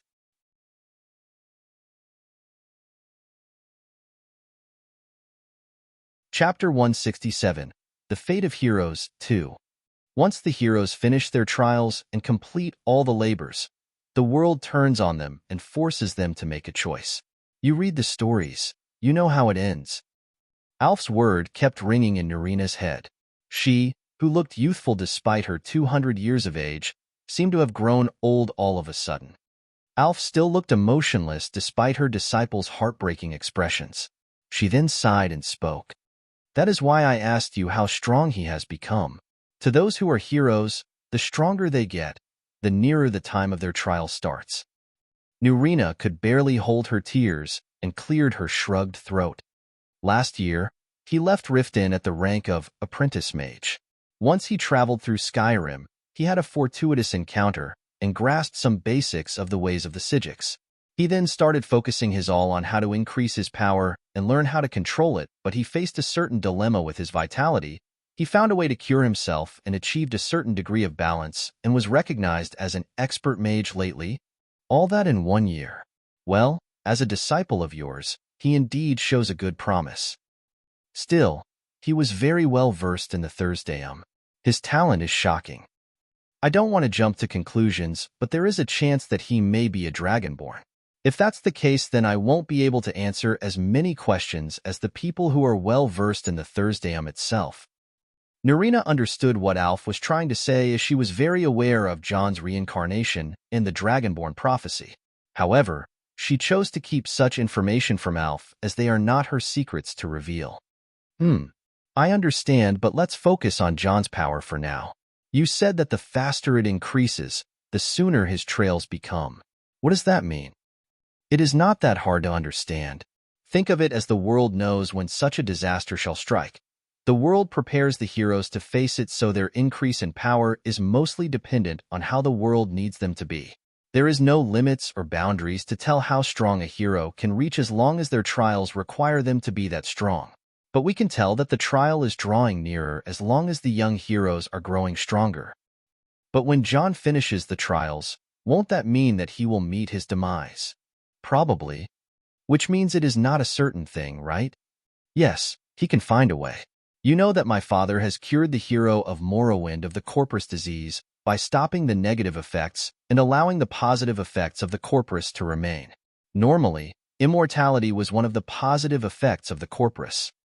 Are you saying that the great Nerevarine is still alive until this day? Who knows? Just a few days before the Oblivion Crisis, he said he is going on some journey across the ocean to go and visit Akavir. Akavir? Point is that I don't know if he is alive or not. You can try and ask my father, but he will not answer it. Figures. Grandmaster always valued the privacy of his friends. Another example was the late champion of Cyrodiil, or what people know as the hero of Kvatch. He had 3 trials against the Daedric Prince Mehrunes Dagon, the ancient immortal Umaril the Unfeathered, and the Daedric Prince Jiggalag. During the last trial, the hero was chosen to be Sheogorath, the Daedric Prince of Madness, to protect the Isles of Madness from Jiggalag, the Daedric Prince of Order. Sources say that the Sheogorath was actually the cursed form of Jiggalag, and the hero managed to remove the curse from Jiggalag, and thus keeping him free from becoming Sheogorath again. Jiggalag, again free to wander oblivion in his true form, disclosed his story to the champion and named him the new Prince of Madness before departing. You mean that the current-day Sheogorath is the hero of Cyrodiil? Wow. The story was not known except to a select few. Even a great character like Nurina didn't know that such a thing happened. She would be really mad when she finds out that Jon knew such a story from before, as he himself has seen it from the eyes of the player character during the even of the Elder Scrolls IV, Oblivion. But that's a story for another time. Point is, the last known 2 heroes managed to defy the world by an extreme action. I am not sure about the Nerevarine, but the hero of Kvatch ascended to become the Mad God. Not a bad bargain in my opinion, Alf said, and waited for Nurina's answer. Nurina fell into deep thinking and nodded. So, you are saying that Jon's alarming increase of strength may mean that his trial will start sooner, but it also means that he needs to become much stronger to be able to resist the retaliation of the world when he finishes his trials. I am glad you caught up. And that means I need to put him on the toughest training course I can provide. Now, You are completely looking at it the wrong way here.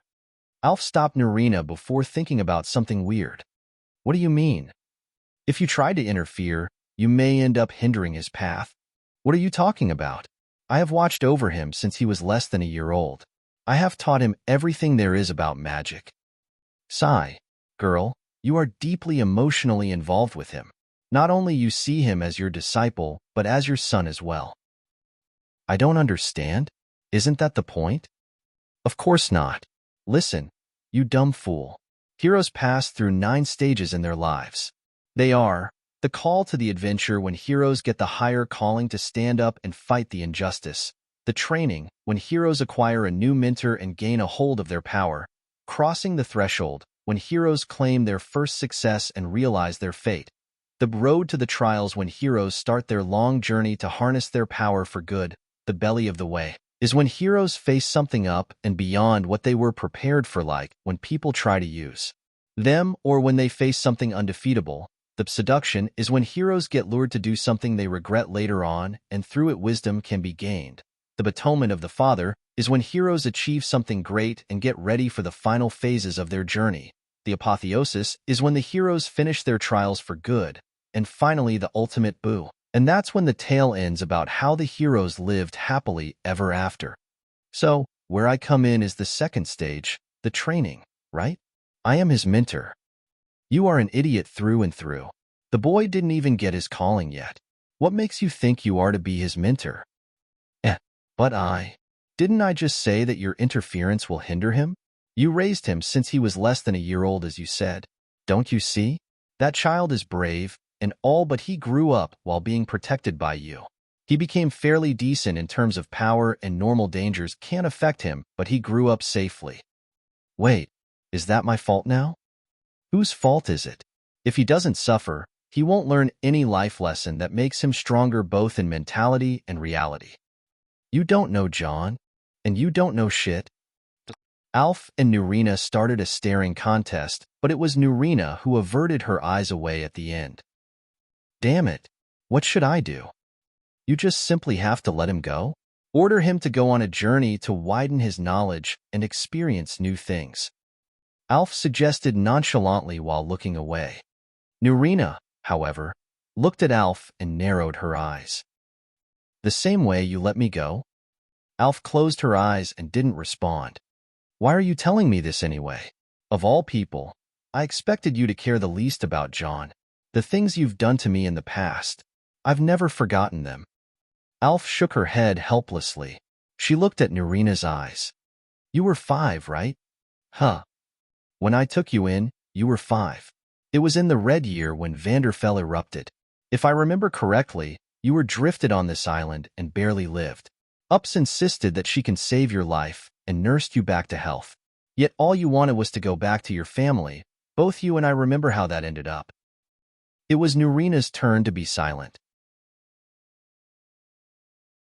Well, I appreciated the respect that you showed back then.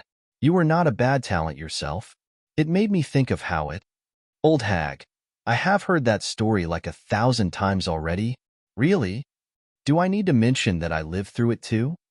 Oh, well, I was about to mention the parts that annoyed me the most. Like your overflowing motherly instincts.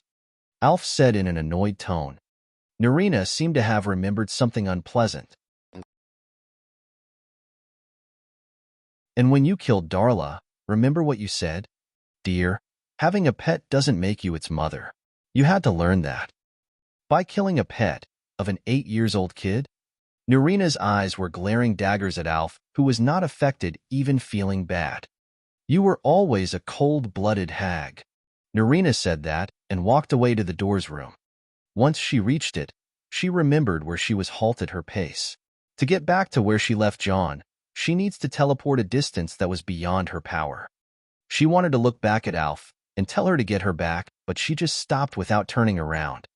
Alf was grinning because of the situation and wanted to tease Nurina.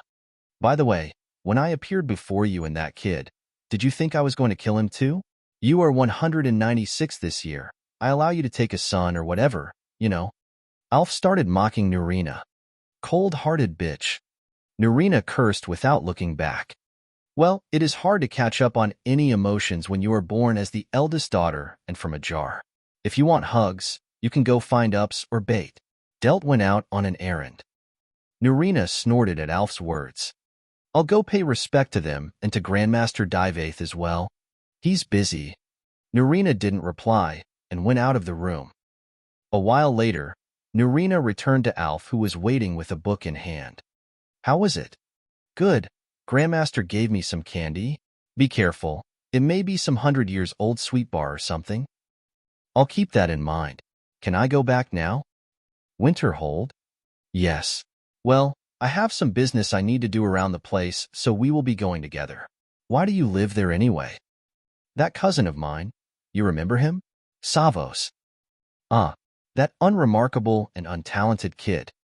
Well, he happens to be the Archmage of Winterhold, so he gave me a place if I give some classes per month. Wait, that's Savos, the Archmage of Winterhold? I know, right? Can you believe it? Damn, who got kicked in the head by a donkey and allowed him to be an Archmage? Don't ask me. Let's just go. Alf nodded and was about to cast a spell, but suddenly she stopped and opened her eyes wide. Impressive. Nurina was about to ask, but she suddenly felt the changes in the space around the room. Wait, Alf, is someone teleporting here? Not just teleporting here. Someone actually managed to trace my magic and to reverse it to find their way to this room. Reverse a spell created by a 4,000-years-old sorcerer? How exciting.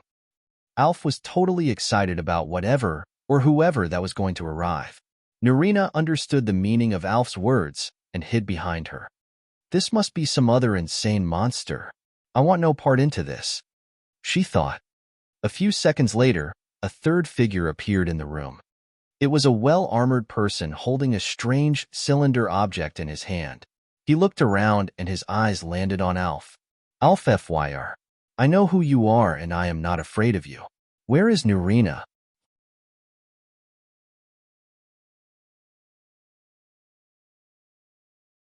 Chapter 168. Welcome to Morrowind. Alf FYR. I know who you are and I am not afraid of you. Where is Nurina? The armored person set his eyes on Alf and aimed the cylinder object at her. Oh boy. Nurina realized what is going on and broke into cold sweat. Oblivion take me. Did that kid just teleport all the way from Skyrim to Morrowind by reversing my spell? Morrowind? The armored man tilted his head, not understanding what is going on. He then realized that the strange shape of the room around him and looked left and right. It seemed as if he was in the inside of a tree with all the organic walls around him. The place really felt pretty much alive. Welcome to Morrowind, brat. 10 seconds of silence followed Alf's statement. And Jon normally freaked out. He looked left and right and checked the place around him again. Jon has never been into one of these houses before, but he pretty much had an idea what was that. He is inside a Telvanni Tower. Telvanni Towers were a unique type of houses located in Morrowind. Rather than being constructed, these towers have been planted by House Telvanni from a special kind of fungi that grows by their special means. These towers were, in the end, some large mushrooms that members of House Telvanni and the people work for them lived in. And he found himself into one. Wait a second, what is going on? Jon was processing a lot of information to the point that his head started giving errors. I am the one who wants to ask you, how did you arrive here? Nurina walked from behind Alf and looked at Jon. Jon saw Nurina and remembered his objective. Oh, right. I came to save you. Hurry up, teleport us out of here.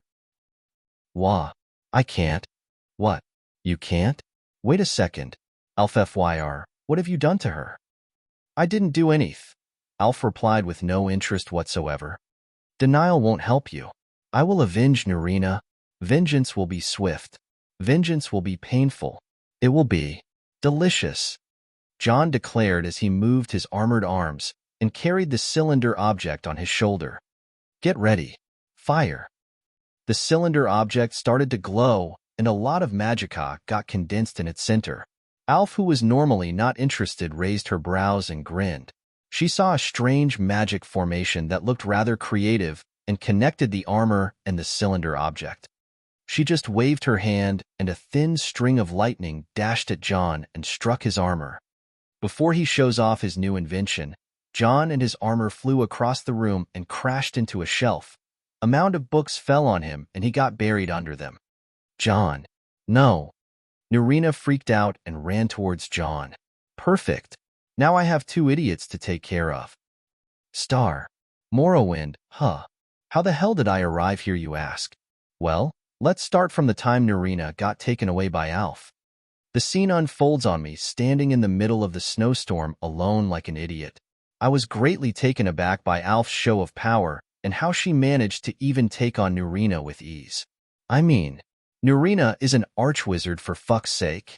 When I started rewinding the fight in my mind, it was rather weird how Alf managed to block my magic by silencing me. You see, magicka is one sort of energy, and it comes from the soul, which is the source of all energies in the body, like the magic energy, magicka, life energy, vitality, spirit energy, vital essence, and all the other known and unknown energies. When mages use a spell like silence, they block the link between the astral body, which is the container of the soul, and the physical body, which is the medium to transfer energies in and out. Still, Alf's spell was rather unique, as it blocked most of the energy transferring points between the astral and the physical bodies, which were rather like a piece of art. This was above and beyond any magic I know. Normally, it wasn't that hard of a spell, but there were some places where I felt like I was rather ignorant about what was going on. It was a strange spell by all means. Even when Nurina lifted my silence state, it took her time. This made me go into an alarmed state about what kind of power that woman Alf used, and where I could actually link her to the name Fyr by the help of the system. Alf Fyr is the master of Nurina, which means she is my grandmaster. I wasn't sure if I should feel honored or terrified. Who is Alf Fyr, you ask? Well, I will gladly answer you. First and foremost, she is the daughter of Deadliest, the oldest and the most honorable member of the Great House Telvanni, one of the 5 greatest houses in Morrowind, the country next door to the east. Alf Fyr was an NPC in the Elder Scrolls 3, Morrowind, and I heard that she appeared in the Elder Scrolls Legends too. Now let's talk about Deadliest Fyr. He is an absurd being. I called him a being because the word mortal is not a fitting word to call a 4,000 years old sorcerer. More to that, he was a part of the Psijic order, but he left it because he didn't agree with their teachings. He met the Vistage and the Nerevarine, 2 hero senpais of mine that sadly will never notice me. Now back to Grandmaster Alf Fyr. Alf is the eldest daughter of Deadliest Fyr. She has 3 sisters who are Bait, Delt, and Ups Fyr. Technically, their names are Alpha, Beta, Delta, and Epsilon from the Greek alphabet, and you may ask, where is the Gamma, which should be between Beta and Delta? Well, the answer may be because Gamma was a failed experiment. Yes, I said experiment. Why did I say experiment? Well, I'm glad you asked, because here is the part that will make people get a bit sick. The 4 Fyr sisters are rather weird because, as Deadliest Fyr himself stated, they are his clones. To make it easier to understand, Deadliest Fyr successfully cloned himself 4 times, and each time they changed the gender of the clone to make them the female versions of himself. I am not sure how to feel about that, but I think with Deadliest Fyr and his gender-bent clones plus the feminist giants and all the weird people other than them in this world will make it easier for the LGBT community to spread their influence around here. Not under my nose, though. My motto is no vegans, LGBT, and dubbed anime watchers in my turf. Jokes aside, one of the weirder things about Deadliest Fyr and his daughters that despite calling them his daughters, he also called them his wives. Not sure what is the reason for that, but if you are thinking of I am thinking, then someone has actually found a way to make it the phrase "go fuck yourself" achievable in real life. Anyway, I was not in the right mood to stand here and do nothing. I immediately contacted the augur and asked him for some help on how to trace a teleportation spell. Also, I had to ride back to Winterhold in less than an hour. I had to conjure a flame Atronach hawk and use all the speed spell. I have to make it go as fast as possible to Winterhold. A dangerous but effective method. Once I arrived, I only needed to drag out an experimental weapon wolf, and I worked on It was a defect project, but it could deal a strong amount of damage. The design was a massive piece of armor made from orichalcum connected to a power source which was 3 black soul gems. The weapon that it carried was a magic cannon like the ones on the ship. The augur then arrived at an answer on how to trace a teleportation spell by reading the natural law of the space around the teleportation area, which means I had to return to the same spot where Alf FYR teleported away to heaven knows where. Returning back wasn't a simple task. With the weight of the armor, I had to use a cart and transport it using flame Atronach horses. And by the way, Wolf and Joel have barely arrived at Winterhold when I was leaving back to the location once again. I had to give a brief summary and apologize to Joel, who insisted on following me. Anyway, after I arrived, things got rather weird. It was a cumbersome task to read the natural law of the space around the area. The augur made it sound like an easy task, but it was rather so freaking hard. Once I made the first contact of the space magica on the location, I felt that it was one long-distance teleportation that I don't know where it ended. The augur told me not to do it, but I had no choice. Some may argue that Nurina may be in no danger or whatever, but those who are aware with dark elven nobles should know how ruthless they are. Kidnapping people was actually something they did openly, so I had to risk it for Nurina. I may not know where will I end up teleporting to, but it won't be that far, right? Maybe a dungeon near Windhelm at the very most. I myself can't teleport more than 100 meters with all my magicka. The augur suggested to use some grand soul gems instead of my magicka, which was rather wasteful, so I brought 10 filled grand soul gems with me. After I constructed the teleportation runes, I aligned the soul gems around it and let the spell be cast. But for some reason, I ended up in Morrowind, in Tel FYR to be exact, home of Divath FYR, the oldest known living person in the world.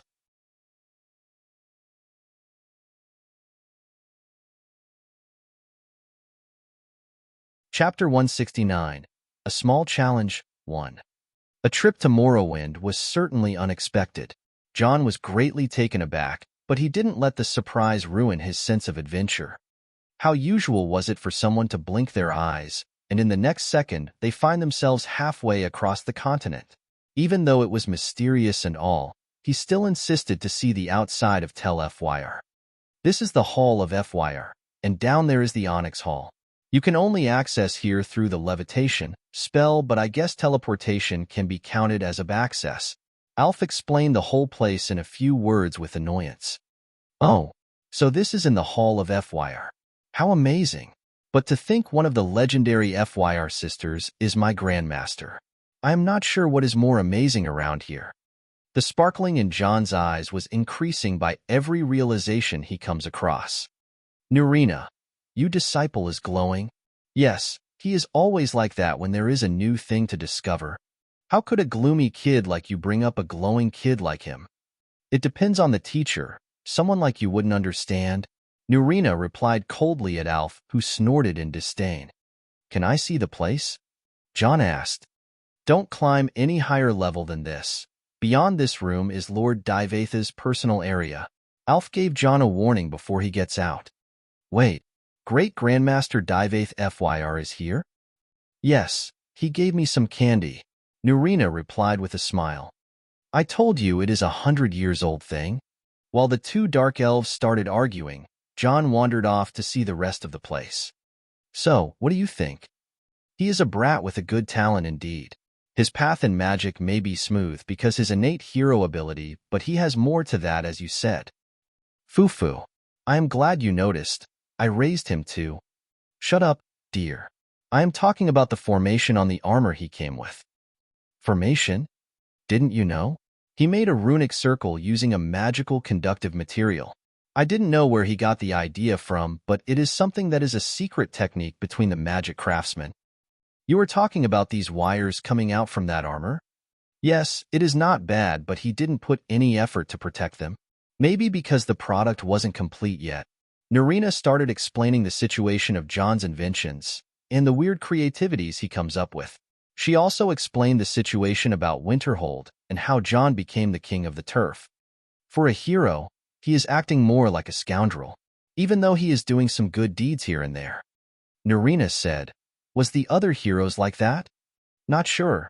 They all had the same pattern of the hero thing, but it is not really or field of interest. Go ask some historian. Nurina nodded and started thinking for a while. What about the heroes other than the Nerevarine and the hero of Kavach? How did they end up? Interesting question. Let's see. Many heroes had an unknown fate as they all disappeared as if Nirn itself swallowed them. The Vistage, Cyrus the Red Guard, the Eternal Champion, the Apprentice of Battlespire, the Master Tunnel Rat, the hero of Dawnstar, and the Soul of Conflict. These were the one that got confirmed as heroes who passed through the 9 stages and finished their labors. All heroes are from the Elder Scroll game series. That many? But isn't there anything that states how these people lived after their labors? Not a single thing, I am afraid. Not even a single person came and claimed to be the descendant of any of those. If I were you, I wouldn't keep this to myself. Make the kid understand what kind of a situation he is in. Nurina fell silent, but nodded in the end. Later on, Jon returned to Nurina and Alf accompanied by 2 dark elven women. They both looked like Alf. So, we have 4th-generation disciple. Haven't seen one in years. One of them spoke directly to Nurina. Ups, did Jon cause any trouble? No. He is as polite as a little child. The other woman spoke while holding Jon's arms. Jon himself looked a bit awkward. So, have you seen the place? Yes, it is impressive beyond belief. The fungi growing everywhere and the Dunmary style is sure amazing. Good. I am glad you got along with Ups and Bait too. Nurina made a relieved face. Well, he rather asked about something strange. Bait spoke. The Corpusarium, Ups said. Alf and Nurina looked at Jon with wide eyes. How did you hear about that? Nurina asked. Are you kidding me? Those who know about Tel Fyr must know 3 things. Lord Fyr, the 4 daughters of Lord Fyr, and the Corpusarium. The Corpusarium is an underground series of caverns found beneath Tel Fyr. This was where citizens affected by Corpus can go to live with other similarly affected people to get treated by Divath Fyr back in 3 times, 10 to the power of negative 426. It also served as Divath Fyr's playground. Any 4,000 years old person needs verification if one was found. Will soon develop a hobby to pass their time with. Divath Fyr was a collector and he loved sport. Back then the Corpusarium was a dungeon where he hid some of his treasures. He then invited thieves from any place to come and plunder his dungeon, if they could of course. As one can expect, the Corpusarium was filled deadly traps on the standards of a 4,000 years old mage, and no need to mention the ones afflicted with the Corpus who were pretty much like those biohazardous zombies. Jon showed off his otherworldly knowledge that made the others shake their heads while sighing. I thought that place will forever be forgotten, Bait Fyr said. Forgotten? Why? What happened to the place? Jon asked. After the events that followed the Corpus disease, the place was cleansed to continue and serve as Lord Fyr's dungeon. Not a few years passed, and the Red Year arrived. We had to clear the dungeon from the traps ourselves to provide the place for the refugees that sought shelter on the island, as it was protected by our magic. After that, Lord Fyr tried to open the dungeon again, but Morrowind was pretty much recovering from the disaster of Vardenfell's eruption. Not long later, the Argonians invaded Morrowind and House Telvanni almost got annihilated, but most of the mage lords managed to survive. Tel Fyr was normally not affected by most of these events, but from year to year, people forgot who was the lord of the place and some scum tried to take hold of the place. No need to mention what happened to them. Oh, I see. It indeed was a mess for House Telvanni during the last 200 years. It faced utter destruction and Jon was very well aware of the stories. He even knew something much better. The last living heir of House Telvanni lives, and he is in Skyrim, but Jon had no interest in helping the Telvanni or that last heir. More to that, the Telvanni mage lords are still alive, and that includes Divath Fyr and Nelith, who are both long-living monsters.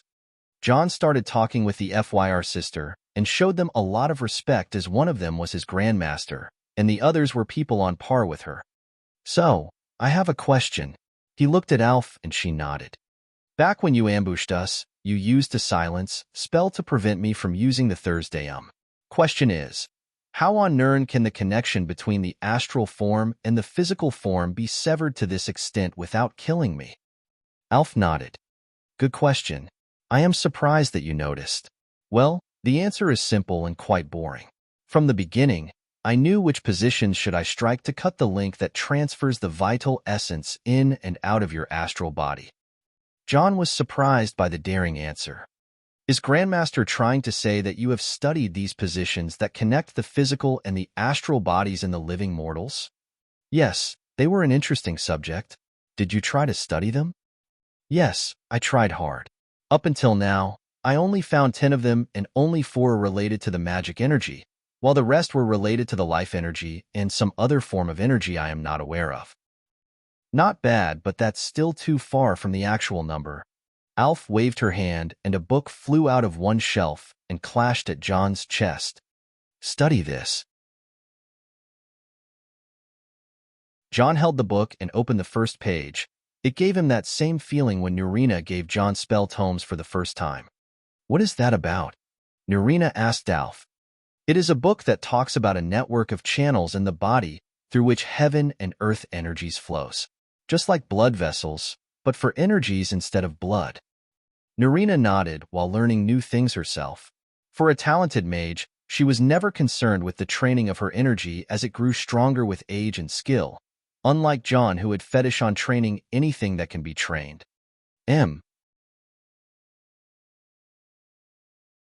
These drawings. Jon noticed something about the book and pointed it out. What's with them? Aren't these the acupuncture points? To Jon's question, Alf was taken aback. Only the Sijiks of Artium call them that. How do you know about that? Jon clearly saw similar drawings in his past life, but he kept that to himself. I read a medicine book once that had a similar drawing and called them by that name. Nothing much. He managed to say that lie that wasn't completely a lie, as coolly as possible to not draw much attention. However, in his mind, a storm was raging around.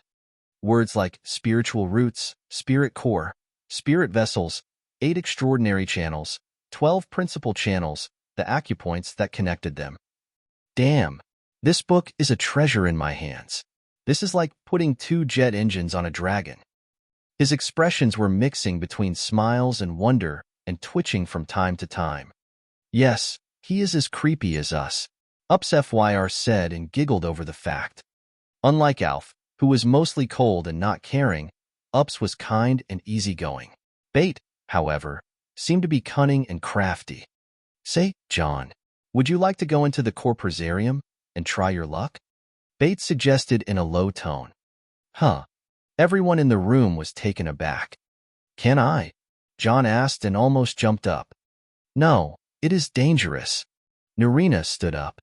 Don't worry, last time anyone had been there was a long time ago. Even Lord Fyr isn't expecting any challengers at all. You may take out something good while gaining a chance to pique the interest of Lord Fyr himself. He would be delighted if he finds out about the talent of his latest 4th generation. No, I don't appro. Nurina was about to break into a tantrum, but she soon heard a voice in her head. Remember what we talked about earlier? You are protecting him way too much. That was Alf's voice in her head. You don't need to worry. You can have this scroll. If you ever face something you can't handle, the scroll will teleport you out to the Onyx Hall. Bait took out a scroll. It's just a small challenge, kid. Want to show us what you are made of? Alf challenged Jon. Well, if it was put that way, then I am in.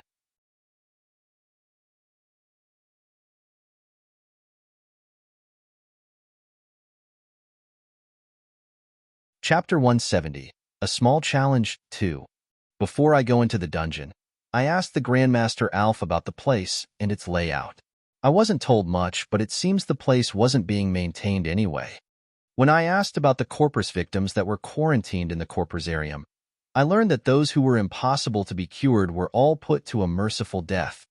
Still, the one thing I was interested in the most was a certain man called Yegrimbagarn, one of the inmates in the corporisarium that appeared in the Elder Scrolls 3, Morrowind. Why did I ask about that person in particular? Well, here where things get interesting.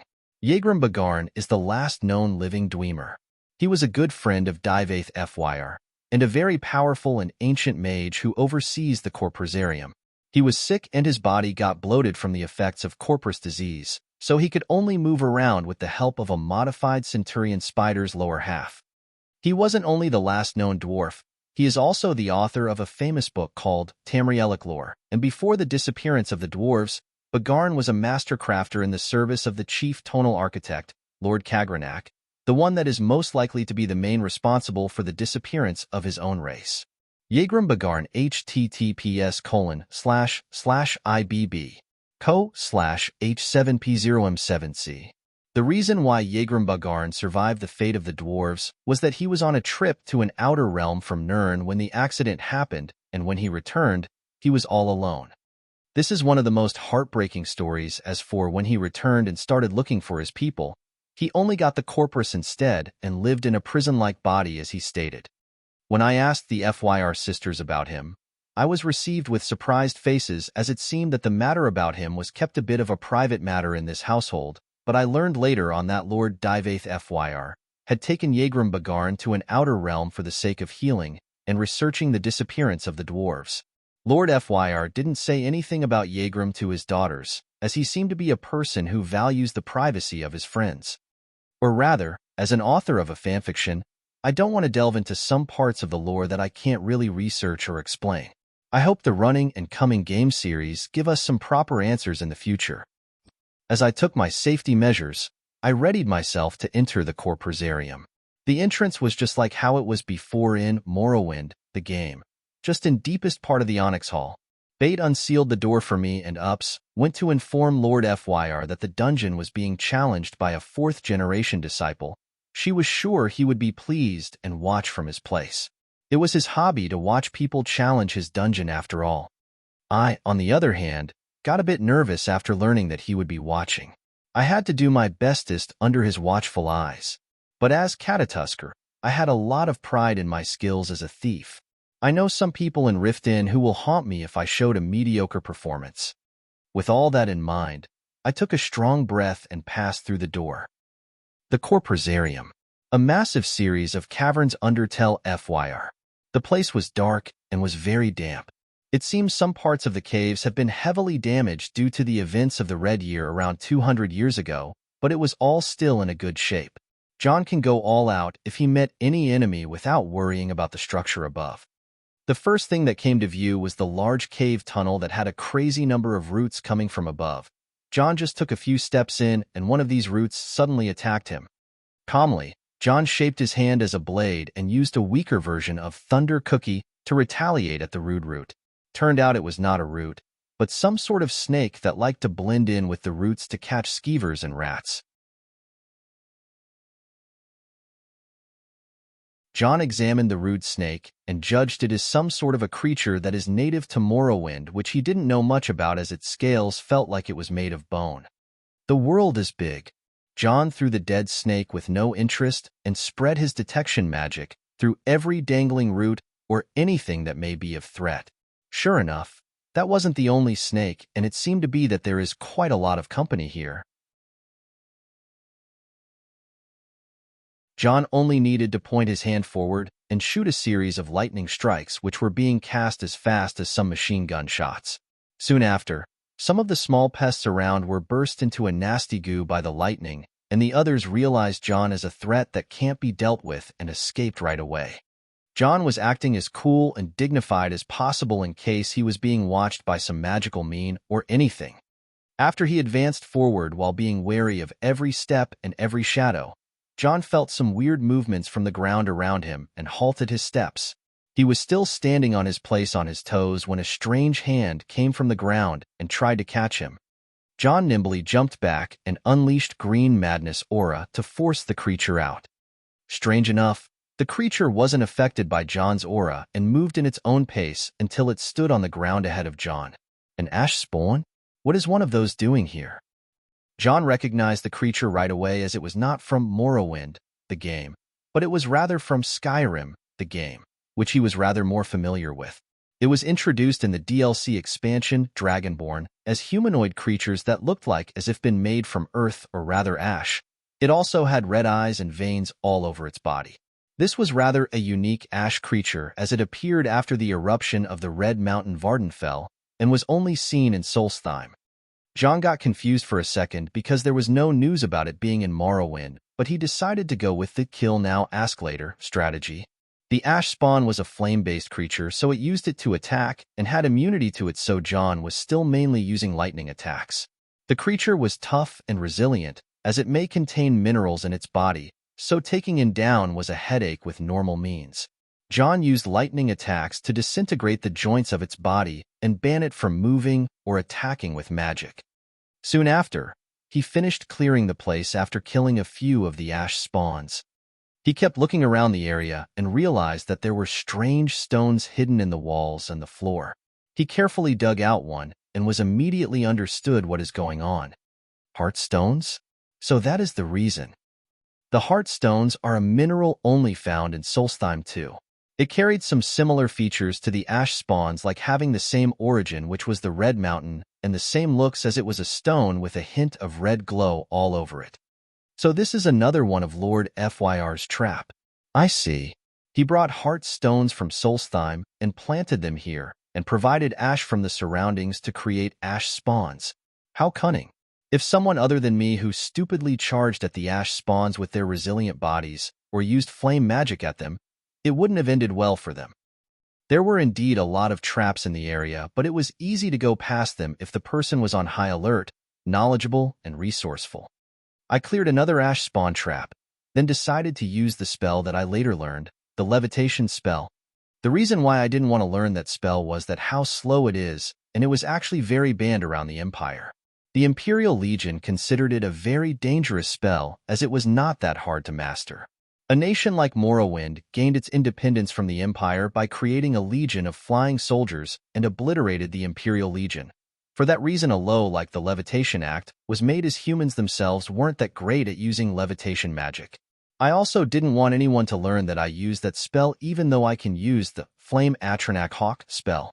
I know some people who might try to make problems for me if they know I can use it, so I kept it for later. Anyway, I have decided to learn it recently, and this is my first time to use it in action.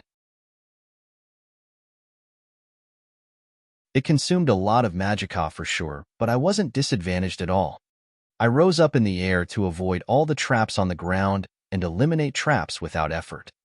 I found some annoying ash hoppers and suicidal spiders that exploded at death, making toxic gases. The place was rather more annoying than dangerous, but I soon found a real monster to fight. In an area filled with moss and water, a scary reptilian creature jumped out of nowhere and opened wide its massive mouth to swallow me. I instantly teleported away while keeping myself in the air. After taking a better look at the thing that attacked me, I felt a sudden headache as soon as I confirmed its identity. It is a Kagudi. What is a Kagudi? Well, it's an ugly bipedal reptilian with no forelimbs. It is just 2 strong legs, a torso, and 1 scary head with 2 long tusks coming from it. A Kagudi https://ibb.co/GRT9XLD. It is a fierce creature with high hostility and unending hunger. I can just teleport away, but I found a wooden box stuck to the wall on the other side of the area. It seemed I at least found something, but I have to defeat its guardian. Sigh. Very well. Come at me, bro.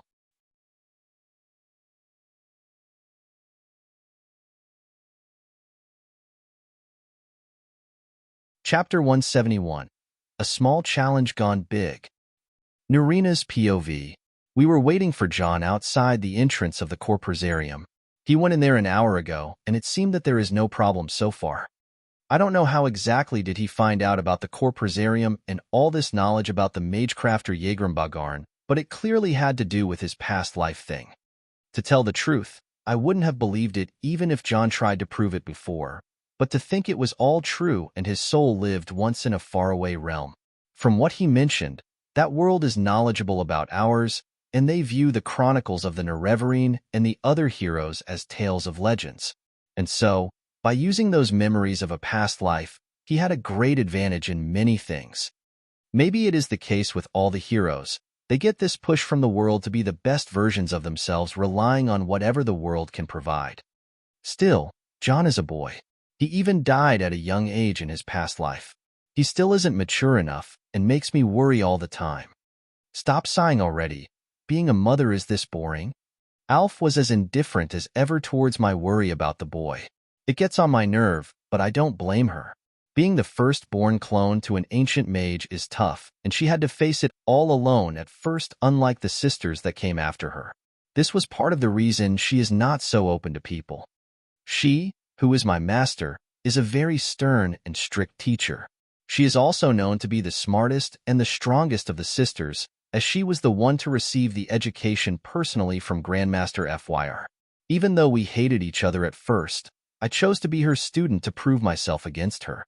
Bait, on the other hand, was the second sister, and she knew her ways around Lord Fyr. She learned from Alf's mistakes and didn't annoy the Grandmaster or argue with him. She can cook and sing and do anything that makes Lord Fyr pleased. Just like Bait, Delt was a great help to Grandmaster Fyr. Delt is the third daughter, and she is absent at the moment. Haven't seen her in 40 years, but I am sure she is just the same. The kind and efficient person who solve all the problems and keep everything running. The youngest and the fourth sister is Ups, the one I can get along with the most, and the one who saved my life when I was a child. She is a person with a big heart and takes care of all who are around her. I was talking with the three present sisters who are my elders in a sort, and was offered some sujamma to calm down my nerves. The Corporisarium is my least favorite place in this house for many good reasons, and I never wanted Jon to be down there. But who am I kidding? This kid is going to slay dragons, or whatever, right? It has been years since we sat and had a talk like that. Ups was the one who was enjoying the reunion from the heart. Alf only joined for the drinks, and Bait is curious about Jon. So, how is our young hero doing? Bait asked. Go upstairs and ask Lord Fyr if you want. He almost fainted from happiness when he heard there is a new challenger and was about to add a few more special traps. Barely stopped him.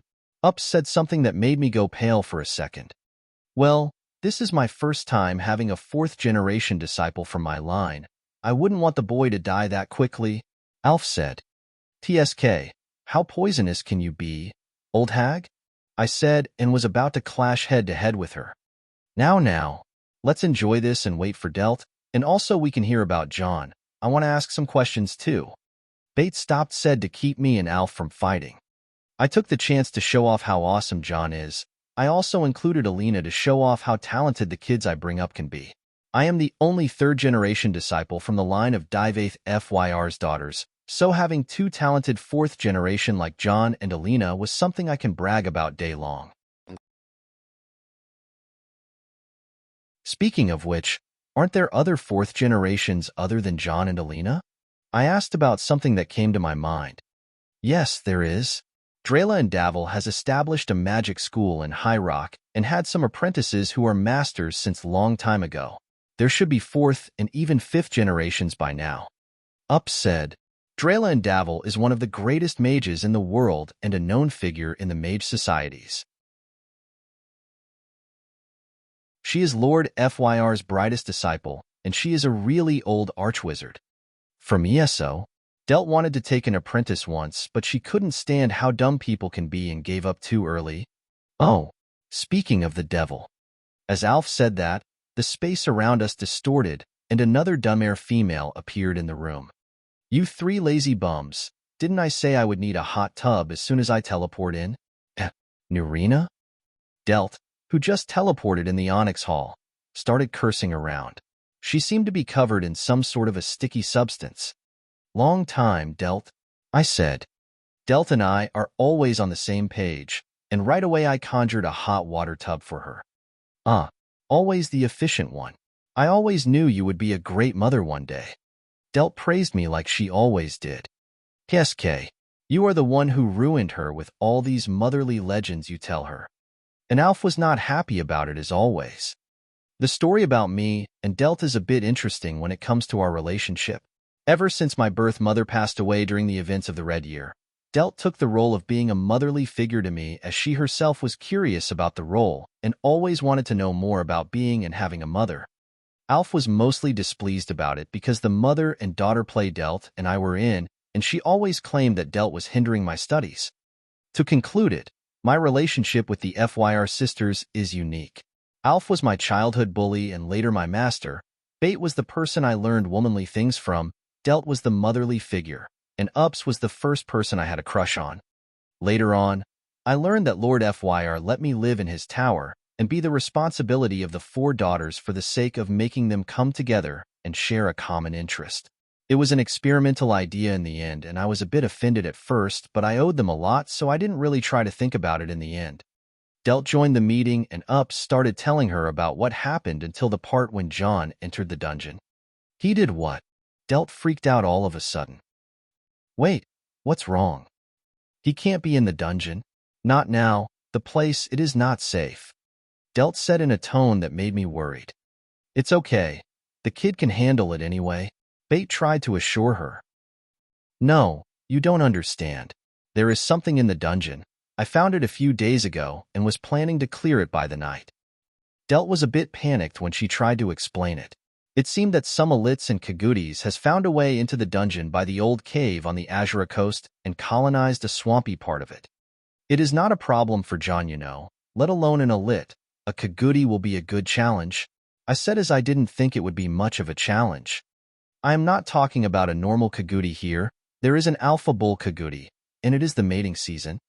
Jon's POV. I was acting as cool as possible while facing the Kaguti that appeared from the small swamp in the dungeon. I decided to use flame magic against the bloody thing. I used my fire magic skillfully the way Jonrad had taught me and showed the ugly dinosaur who was boss. Still, it was too resilient. No matter how many burns the creature suffered, it was still agile and started roaring around as if it didn't receive any hit. Alexa, is this thing going to last forever? Please cast scan. Okay. I cast scan, and the system started analyzing the data on its own. How is it? Analysis complete. Displaying data. Race, Kaguti. Estimated states. Level, 28. HP, 64/416. SP, 21/264. MP, 3636. Weakness, lightning. Oh, seems good. It seemed to be vulnerable to lightning. Fine, that's my strong point. I looked around and evoked Sparks, the channeling spell of beginners, and aimed at the water of the swamp the Kaguti was standing in. I didn't forget to float above the water, of course. Lightning and water is the worst combination for many reasons, and as soon as the spell struck, the Kaguti started shivering and its HP stating going down. Haha, look at that, you should know who is boss now. I increased the output of my spell, and the Kaguti was already at its limit when something very, very unpleasant happened. Roars, similar to that of the Kaguti ahead of me, sounded from around the place. The small swamp started moving, and a lot of silhouettes appeared. These are... fuck me. Of course, a lot of Kagutis appeared from all around the place. Even the tunnels surrounding the area stated, showing some similar reactions on my scan. Where the fuck did all of those come from? I was a bit taken aback, but I was making preparation for a big spell this time. Still, a presence among the Kagutis made me feel a bit threatened. I looked around and focused my vision on the place tunnel it was coming from and... Fuck you guys. This is not legal. Against the rules. No one said anything about a bloody T-Rex. Asterisk roar. Star. Fuck you. I am out of here.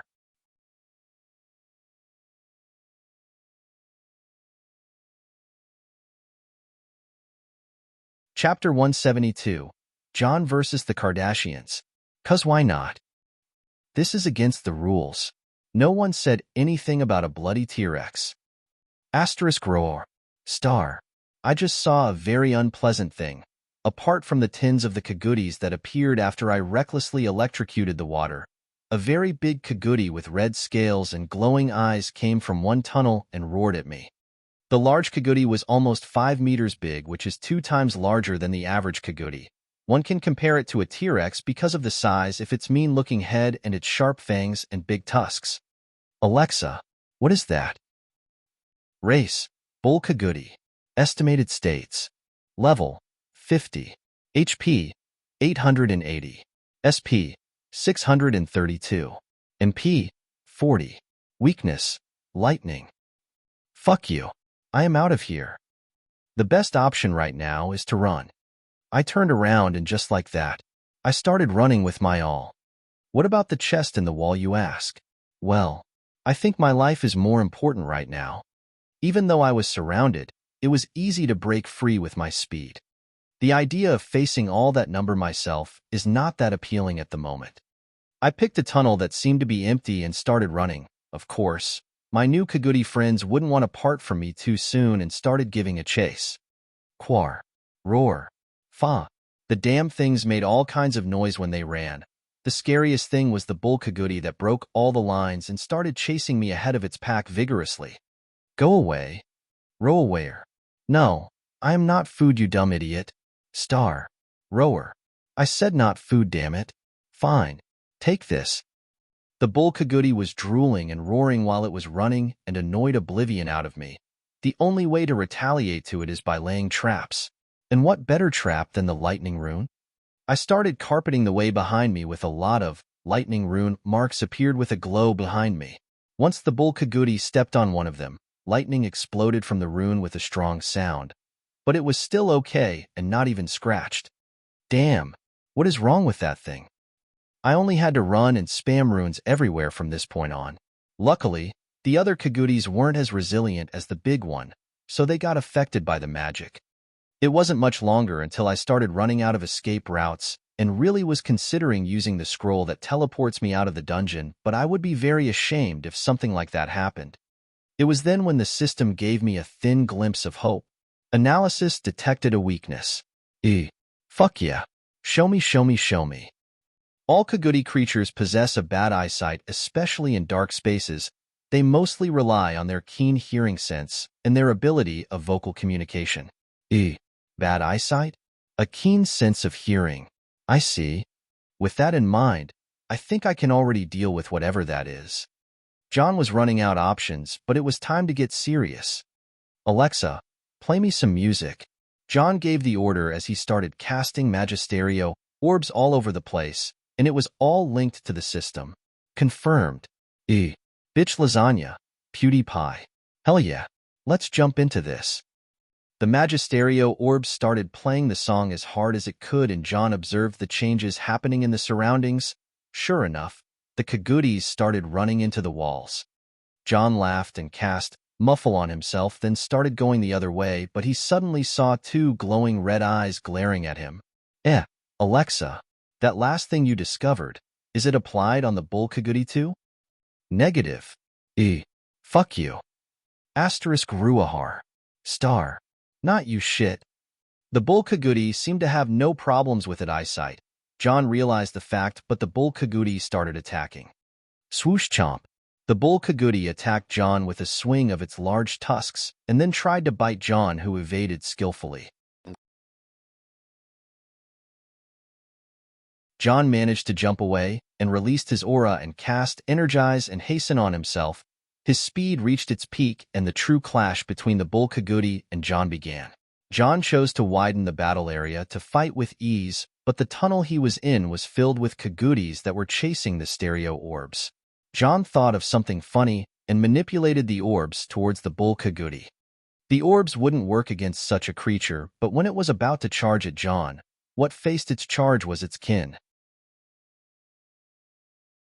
The other Kagudis mindlessly charged at the bull Kagudi and blocked its charge, completely resulting in a massive traffic jam in the tunnel. Sorry, mate. Next time, don't bring your kids to a fight. Jon was in a good mood and kicked a Kagudi that was lying on the ground towards the bull Kagudi that was standing up. With no mercy towards its kin, the bull Kagudi received the flying Kagudi with its head and bashed it away. Bastard! That was Sally, your niece. Asterisk Ruahar. You evil bastard. Don't disown your family members that fast. Here, Take those 3. Kim, Chloe, and Courtney.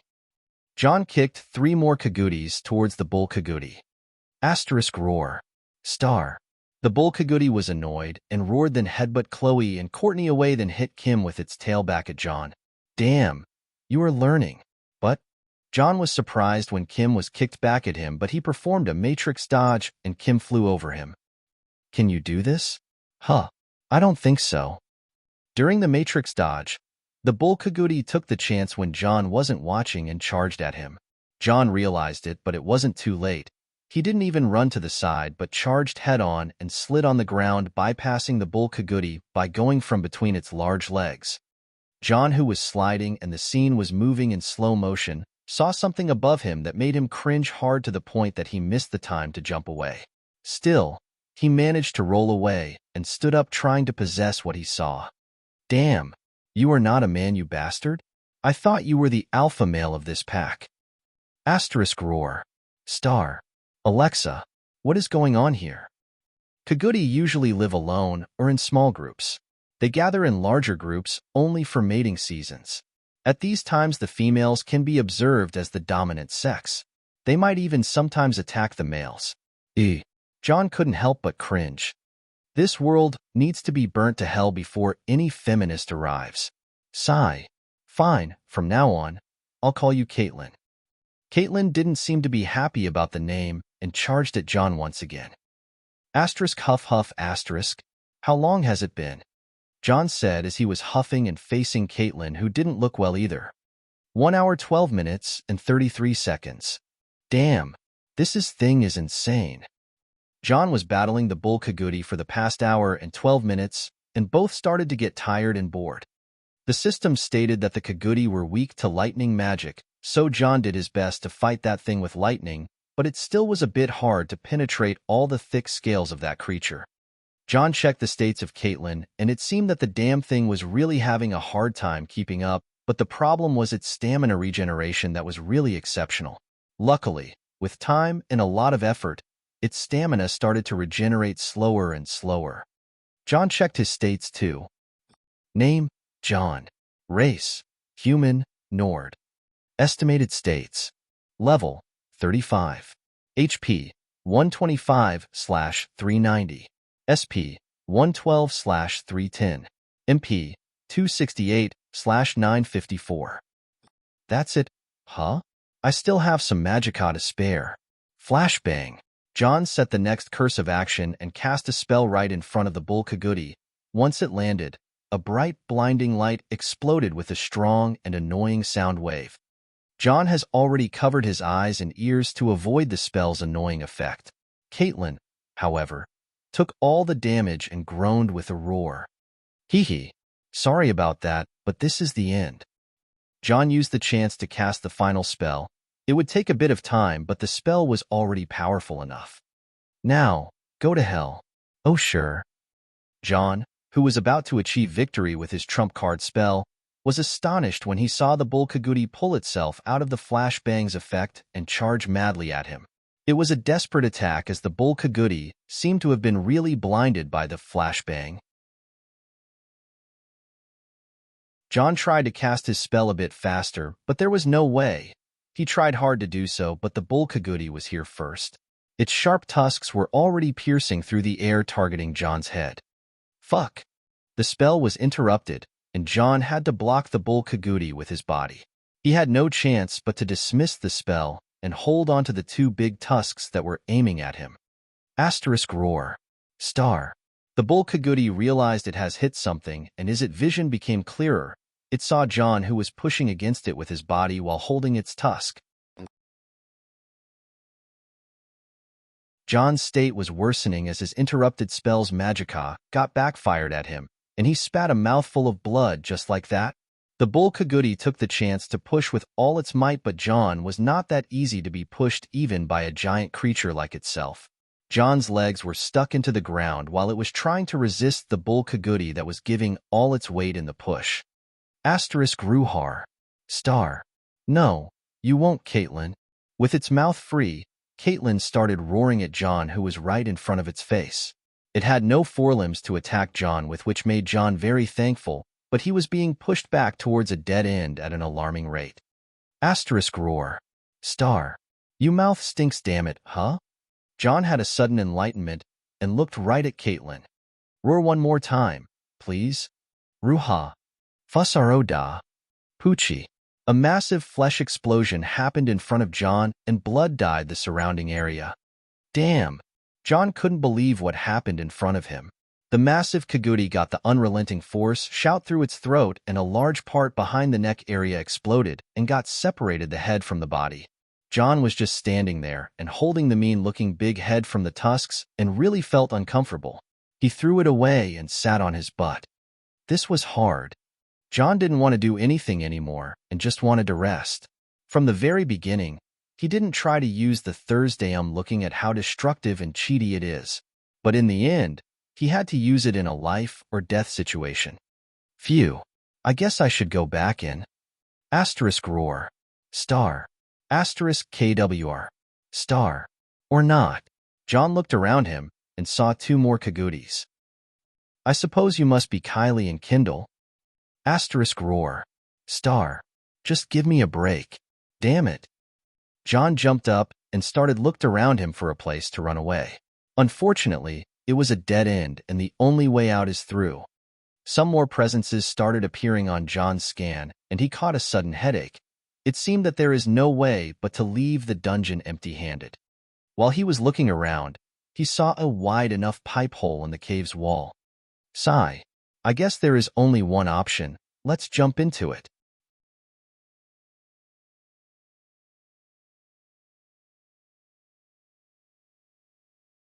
Chapter 173, A Brief Rest. And this is a lore chapter, and something I wrote because I was in a good mood. The reason I crammed it here was that I really missed the timing when I should have written all that, and it is really related to the plot. Also think of it as a filler chapter if you don't like lore stuff. It wasn't that easy to go through the pipe, but I managed in the end, barely. Was it fun? No. I had to fight a feminist of a monster and run away through a bit like a skeever. Nothing fun about that. I am even more depressed about not finding a treasure so far. I mean, half a day has passed already. Through the pipe, I couldn't directly see the end, but I managed to tell from the echo that the exit was not far. The crawling continued, and I took a small rest from time to time, but I really hated tight places. I could barely breathe in such spaces, especially after my body became larger. I don't hate it, but I think my future as a thief got a bad blow after my body became this large. The largest build in the guild back then belonged to Brynjolf, but he was one of the top members due to his charismatic nature, connections, and his way with words. Anyway, I barely could see the light at the other end of the pipeway. I also heard some strange noises that I didn't really recognize. As I almost reached the end, I found it too tight to look around as it seemed that the pipe was broken and then blocked. The place that I could see the light from could barely pass someone with a small build, not a large goon like me. Damn it all. I can't even turn around in this tight PLA. Oh. I totally forgot that I can teleport, sorry. Still, I needed to see where my destination at least. If only I can mark the space like Nurina, it would have been much easier to teleport around. Marking and detecting the space are the next level techniques I haven't comprehended yet. All I could do now is to wait patiently and circulate my inner magicka to absorb the outside magicka faster. Marking and detecting the space are really some absurd techniques. Reality takes form in the space, but both the terms are a bit hard to feel in a material form. As one knows, this world has a lot of realms that got created in the void by the breath of Kinnereth during the trickery of Lorcan. To understand the space law of the world, one must understand how this space was formed and how it came to be. To a person who came from another world like me, I have a better understanding of the universe more than any ordinary mortal. But to gain an enlightenment about this world's origin, one must delve deep into the lore and the religious texts that sadly got falsified through the ages by people with agendas like the Altmare who see Lorcan as an evil demon while the humans see him as the Father God. First and foremost, I am not a believer in the being known as the Etiata as gods. The Etiata means the original spirits that has a lot of power. They are the eldest of all races and by far the strongest and the most mysterious. This belief is also the same belief that the dwarves of old believe in, as they saw the Etiada, or the so-called gods, as rivals and didn't really worship anything. I also believe that a great person like Great Grandmaster Divaith Fyr also shares the same belief. He once has aided his friend, the living god, Sothasil, in his fight against the Daedric Prince Nocturnal to defend Clockwork City, the realm of Sothasil. So, to summarize it, I acknowledge the existence and the power of the race called the original spirits or the Etiada, but I don't see them as gods. I know that they like to protect certain groups of mortals that seek gain of them depending on their wishes and moods, and they also can gift powers and treasures, as well as some strong buffs known as the blessings, but I don't view it in a divine way. My view of God is something personal, and I keep it to myself. Still, that doesn't mean I have any hate or discrimination against the original spirits. I don't have a lot of understanding about them, but I know how benevolent and malevolent they can be. They are not to be trifled with at all costs, but gaining their favor is not so bad. Why do I have to mention the original spirits when I was talking about space? Well, this is about the very existence of the world itself, and as the creator of the world, they are part of it, or it's part of them. I am not really sure which one is the part of the other, but my bro the Augur once told me that there is a theory that these original spirits are all part of a one greater being scholars refers to as the world, which is the combined unity of the wills of all the original spirits, which makes it the set of rules that manages the world. So it is safe to say that the whole thing is too damn complicated. So, until my Magicka pool is refilled, let's begin with how did it all start according to the only source we had, the Aldmeri texts, which are known as the events of the Dawn Era, written by the damn high elves who hate Lorcan to the marrow. And Dawn Era is the Age of Gods, Merethic Era is the turning point of the Age of Gods and Mortals right before the whole race gather on Tamriel. The first, second, third, and the current fourth eras are the Age of Mortals. First, there was nothingness, only a chaotic state of non-existence, from which arose two different and similar beings. They are known as Anu and Padme. Anu, also known as Anu the Everything, who personifies order, stasis, and light. Padme, also known as PSJJJJ, who personifies chaos and change. And PSJJJJ is purposefully unpronounceable. These two are counterparts, equal and opposite. Being opposite, they have clashed, and being equal, no one could win. After gaining no result of the pointless struggle, the two started to reflect and learn until the two gained an enlightenment, created souls for themselves. The soul of Anu became Anwiel, the personification of the everlasting light and the soul of everything, while the soul of Padme became Sithiz, the personification of nothingness and the void. And just like Anu and Padme, Anwiel and Sithiz are equal and opposite. One thing must be noted, that these four lack any sort of personality and can't be considered gods. They are just wills or natural forces, even though Sithiz sometimes is called the Dreadfather and has some cults that worship him like the Dark Brotherhood.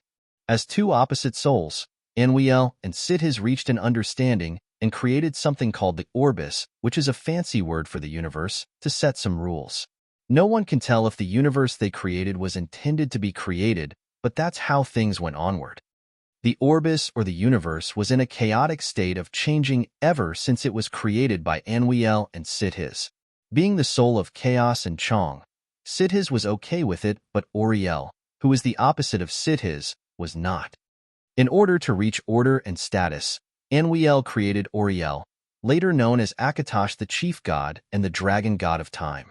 Auriel implemented the time in the Orbis, universe, and through that came forth a state of order, and other spirits started to appear. These were the ones known as the Etiada, or the original spirits. The original spirits, as well as their eldest brother Auriel, decided to stay in this universe and created some realms and mini-worlds for themselves to be their homes. These places were all summed up Etherius, which is the representation of heaven created by the benevolent Etiada known as Edra, and Oblivion, which is the representation of hell created by the malevolent Etiada known as the Daedric Princes. The one who became angry about this state of order was Sithiz, the counterpart of Anwiel, creator of Auriel, who made this mess in Sithiz's beloved chaotic Orbis universe. Something had to be done, and Sithiz created itself a soul just like Anwiel, and lo and behold, here comes the big boss Lorcan. The intentions of creating Lorcan were clear, undoing what Auriel has done. Lorcan was at this point another original spirit, but his only difference was to spread chaos in the orderly universe of Auriel. Thus began Lorcan's plan. Now, here is my theory on what happened from the point where Lorcan started doing Sithis' dirty work. It is not known what was in Lorcan's mind at this time, but one can easily tell that the original spirits are more similar to mortal rather than forces like the ancient Four Souls, as the first thing they did after coming to being was to settle. If my theory here is correct, then at the time Lorcan approached the other original spirits, he liked the idea of existing and having some beings similar to himself. Just like a lonely kid who just came out of a dark room and found himself in a playground full of other kids, no matter what kind of a master plan or an agenda he had, it all will have to wait aside until he plays around with the other kids. Lorcan also must have realized that he will cease to exist when his purpose is over. More to that, Lorcan must have met Kynareth, the beautiful goddess of wind. One can easily tell what happened. Continuing my theory, Lorcan was having an inner conflict in which he had to choose between sacrificing his new friends for the orders of Sithis, which he clearly couldn't go against, or defy Sithis, which was impossible as there should have been a consequence. From this point onward, Lorcan must have confessed to Kynareth about the situation he is in and asked her to help him in the daring plan he is about to do. It was clear that Kynareth joined forces with her beloved Lorcan in order to find the hole in Sithis' orders and execute a plan where Lorcan and her, as well as all her Etiada brothers and sisters, all survive. Now, here where my theory ends, and we return back to the myth of the Dawn era. Lorcan's plan was indeed cunning, which could protect himself and the others from the influence of Sithis, and at the same time is a getaway ticket. You see, the Etiada weren't really that happy about the planes of existence they were assigned to in Etherius, just like little kids who just got new toys ask for the bigger one. Lorcan used this childish behavior against them and made a grand suggestion. Why don't we all create a bigger plane of existence for all of us to have fun in and fill it with all of our creations and wonders? It sounded like a peaceful and friendly family project to create something fun together, which is much better than their dull old planes. The first to agree was Kynareth, and even Auriel, the eldest brother of the whole bunch, was very convinced that's a very great idea, and the whole bunch agreed to call it Mundus, the mortal plane, a place out of Etherius and Oblivion and also far from Sithis' and Anwiel's direct influence. It is to be noted that some Etiada refused to take part in the new play and kept for themselves. The rest of the merry bunch departed from Etherius down through Oblivion and reached its edges to the place where only void existed. And, to be continued.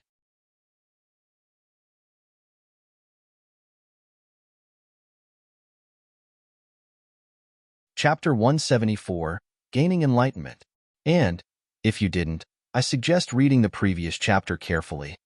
The rest of the merry Etiada bunch departed from Etherius down through Oblivion and reached its edges to the place where only void existed. From this point, and in order to create Mundus, the mortal plane, the Etiada had to use their powers, but there was one thing to be noted. The Etiada were indeed the descendants of the Four Forces.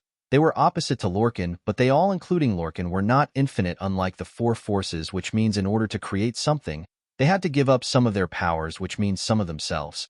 Lorcan knew about that from the start, but he kept it for himself, and probably only told Kynareth. And clearly, the first one to act was Kynareth. She, as the Lady of Wind, breathed into the void and laid the foundations to Mundus. After her came the rest of the Etiada, and they all put their power into Mundus and started creating.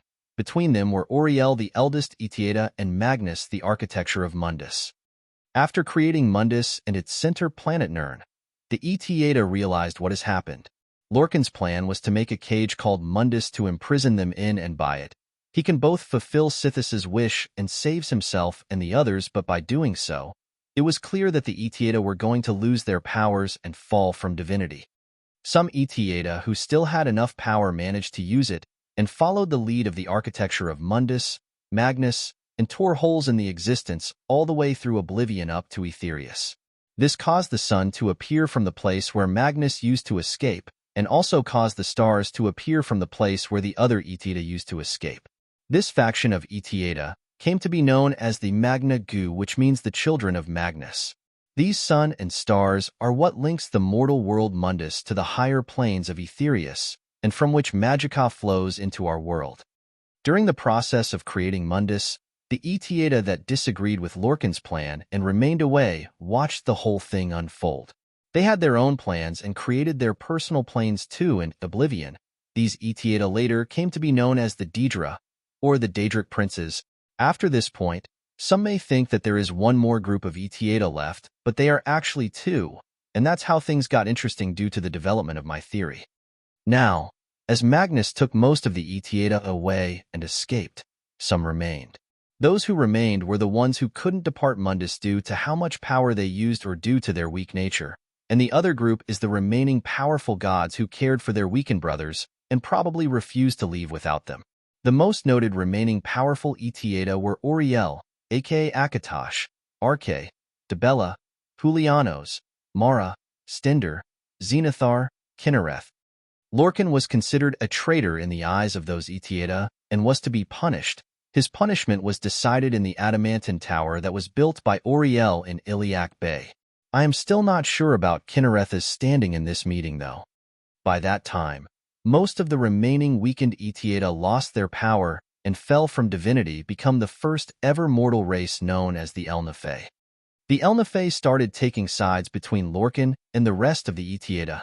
Due to that, a war started between Lorcan and the other Etiada led by Auriel.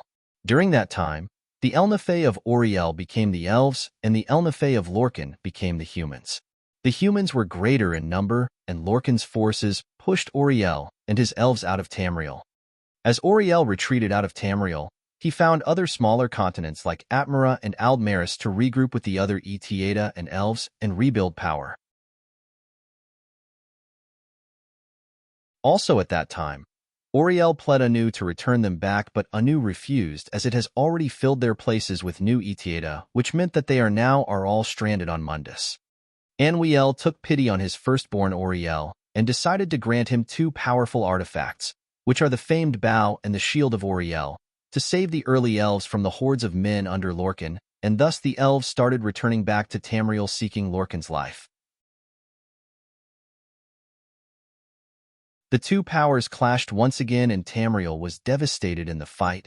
Time and space were torn apart, and the Etiada fought like no tomorrow. In the end, the strongest knight under Auriel, who was known as Trinimac, the warrior elven god, killed Lorcan in front of his army and tore his heart from its body. The intention was to destroy the heart of Lorcan, which was his divine center, and by doing so, it would mean that any kind of Lorcan's aspects would cease to exist. But when Trinimac and Auriel tried to destroy the heart of Lorcan, the heart itself laughed at them. It said, "This heart is the heart of the world, for one was made to satisfy the other," which probably meant that the moment the heart gets shattered, Mundus itself will return to the void, or some unwanted variant of an apocalypse may befall. Auriel could only fasten the heart of Lorcan to an arrow and let it fly long into the sea, where no aspect of the new world may ever find it. Ironically, the heart that landed in the sea created a large volcano around itself, and thus the volcanic island of Vardenfell came to existence. It was said that a strange phenomenon happened that day when Lorcan's heart was torn. It was the day when the sky rained for the first time.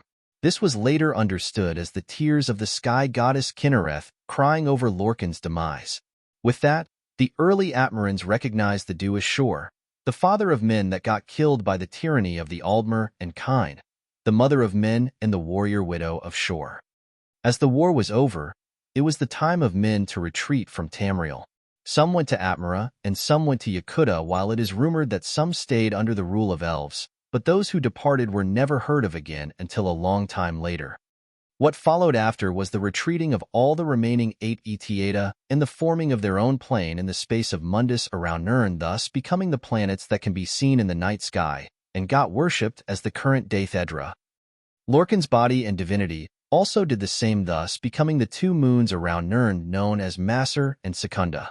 This was part of his punishment, as he was to watch his beloved Nurn from banishment with very little ability to have a say in anything. He is not a Daedra or a Magna Gu, but he was close to the Edra. Yet he was not one of them. He is a unique existence on his own. And, Note that Edra is an elven word means ancestors, and its opposite is Deidre, which means not ancestors, as they are not a part of the creation of Mundus. Finally, the world gets stabilized and magic mortals start to come in touch with magic, thus marking the end of the Dawn Era, the Age of Gods, and the time of creation. This is how the world came to be and how the laws of existence were put, including the space that I was trying to comprehend by going through that story. And you have done a job well done, though. Congratulations. Oh, thank you, Mr. Peeping Tom. A Peeping Tom? Don't fret over it. You have been called worse. Can't argue with that. So, what brings a shady person like you out of all times? Well, it looked like you could use a hand, and your thoughts were a bit loud. Sorry for waking you up, princess. Is that all? Foo-foo. I think if I were you, I would pick the cube. Shadow said, and disappeared. This annoying fellow is still hanging around for some reason. Seems like he has more freedom than what I already thought of. Wasn't my mind realm enough already? Sigh. There is no point thinking about it now. I have much more important matters to attend to. I had to check my status once again, and managed to heal some wounds, then I was good to go. Okay, let's try that new trick. I spread my detection as far as I could and managed to get some sense of the area around me. The place above and beneath me felt like some sort of mazes, but I finally started to understand what I should do. My detection retreated to the point around my skin, then, once again, started to expand very slowly. It was not just slow. It was difficult to control and highly consumed magicka. My brain was about to get fried from the amount of the information I started receiving. The difference between my regular detection technique and this newly developed one is cast. The regular one was fast and efficient. I could reach hundreds of meters with it without having to worry about overloading my brain with information, as it was really simple. It was like seeing a ghost of the person behind the wall. But this newly developed technique is totally different. It doesn't just let me tell what is behind the wall. It made me see it. Like literally see it. This is the famed forbidden technique, the third eye, or eye of the mind. It can make me see through anything without aiming my vision anywhere. I am currently closing my two eyes, but I am receiving a much better vision, as if I can see everything around me all at once and in full HD too. This technique was forbidden because most of those who forcefully used it without training went blind. My current goal was to escape this pipe, and I finally managed to see beyond it. This is a true form of vision that can let me use the spell teleport without having to have an eye contact with the target location. I was finally able to see through space. How wondrous! With a whim, I was teleported to the place beneath the pipe I was in. Strangely, it was like a well-lit place. This is a Dwemer ruin? This was beyond what I expected. I already have seen part of the place, but I never expected it would be a Dwemer ruin. What the hell does a Dwemer ruin doing Undertale FYR? This is a strange place for a Dwemer ruin to be. It is true that the dwarves like to build their cities in mountains and undergrounds, but not exactly under an island. But I guess that Great Grandmaster has already claimed this area as part of his dungeon. Still, this is officially my first time in a Dwemer ruin, which is 100 times more amazing than what I expected. The first thing I checked was the walls, the ground, and the surrounding area.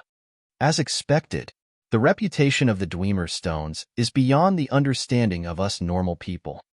The technique that the stones were carved with and put together to build this wondrous underground place was beyond any technology this world can offer.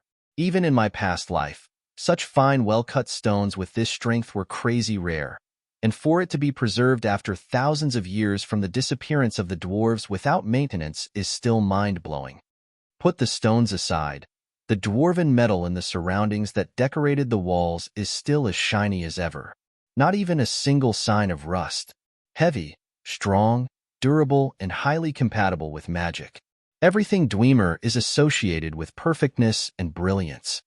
I let my inner mad scientist go on a rampage just now. I really need to hold it a bit. Calm down. Phew.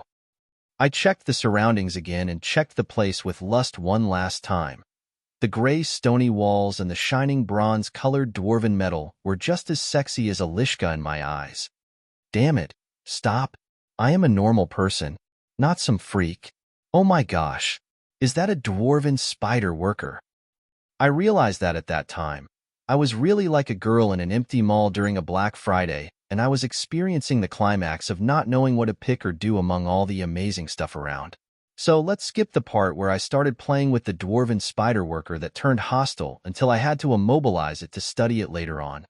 And dwarven spiders served as repair drones, keeping the massive machines in working condition, even long after their Dwemer masters had vanished, which might explain why the machinery in Dwemer ruins still remains functional.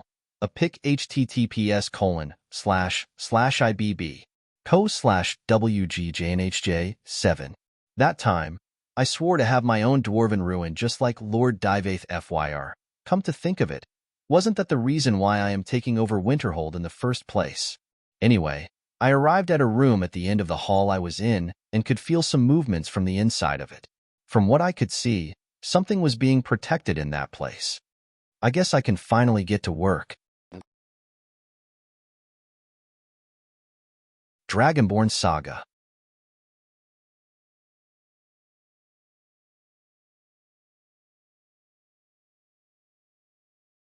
Chapter 175, The Deadliest Hopscotch Game Ever. 1. Jon arrived at a large room with a lot of movement that could be felt inside. Spreading his detection across the room, he could clearly feel the movement in it. It was his first time to feel movement with no aura of life with it, which made him come to the conclusion that the source of the movement is some dwarven animunculi. These things are some automatons constructed by the Dwemer to serve and guard their homes and cities. The problem when it comes to detecting the Dwemer animunculi is that they are metallic objects with no organic components at all. This makes them the complete opposite of the living creature, and even the undead who are not that hard to detect. It also means that if a Dwemer animunculi was designed to be hidden, then there is no way to discover where it was hidden. In the end, a moving Dwemer animunculi is easy to spot. Still, it doesn't mean that they are easy to kill. These things were constructed, which means they can't have a weakness like being stabbed from a point blank or anything like that. Fighting them from the back won't be different than fighting them from the front, but it means you can only give the first strike. All in all, Dwemer animunculi are a serious pain in the ass and should be avoided rather than faced idiotically. Jon knew all that, and he no problem with it at all. Now, let's see what we have here. The room seems to be 100 meters long and 40 meters wide. Some platforms, 8 dormant dwarven centurions, so better not to wake them up, a total of 50 moving objects which are too small and moving with a lot of sounds. They should be Dwemer spiders. And finally we have a total of 12 pipes in the walls. If I am not mistaken, these kinds of pipes is the one that the Dwemer spheres. Not sure how many spheres in each pipe, but I read that they can store up to 5. The worst case scenario is 8 Dwemer centurions, 50 Dwemer spiders, and 60 Dwemer sphere. Damn. Jon started counting the ins and outs and how much can he bypass. Also, he had to look for the traps and their triggers. This room was an open buffet of death traps and Dwemer animunculi. He had to be the best version of the infamous Catatusker if he wanted to get this right. Phew, I can see it now. That cube. Jon also found the cube that Shadow mentioned. It was on a stone table in the deepest part of the room and was protected by 3 dormant dwarven centurions alone. For someone like Shadow to go out of his way and recommend something like that for Jon, it seemed that there is something very special about that cube. The cube was simply a Dwemer puzzle cube, or that's what it looked like. Dwemer cubes can do absurd things. One of them was obtained in the game, and it contained some data to make a bigger machine work, just like a hard drive with a passcode. These things contain a lot of mystery and wonder, so Jon didn't question Shadow's advice too much. On the other platforms, Jon could see a lot of shiny stuff. Swords that were giving off light, staves with powerful auras, a strange weapon that Jon had a hard boner once he saw it, a Dwemer gauntlet that almost made Jon's eyes pop out from the shock. The hell did I just arrive into? Don't tell me that Lord Fyrs has his own copies of the lusty Argonian maid, hidden here too. It was a place of many shiny stuff indeed. Jon retreated a few steps and hid behind a pillar, then started to prepare. He had a small bag with him that contained some of the necessary thief tools he needs. He then took out a potion and drank it. This is something he used to brew and drink during the old days in Rift Inn. He liked to call it the adrenaline potion, but it was just a regular drug. Once all was ready, Jon stretched his body left and right, up and down until he felt like to go for it. The room felt like it had 3 different sections. Each section had a certain quality of treasures on its walls. Jon was aiming for the last section of the room. The first section was 20 meters long, and it felt like its floor was filled with random mechanical traps. Let alone getting hit by a trap, the idea of activating one meant triggering all the dormant guardians. The guardians in the first section were dwarven spiders. They are small, arachnid-like animunculi, and are very common in Dwemer ruins.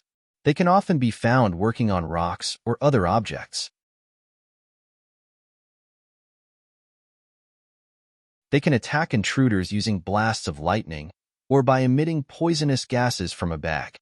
Jon calculated the location of the hidden dwarven spiders and cast Muffle to hide his sounds, Invisibility to hide his image, Hasten to buff his speed, and Levitation to float in the air.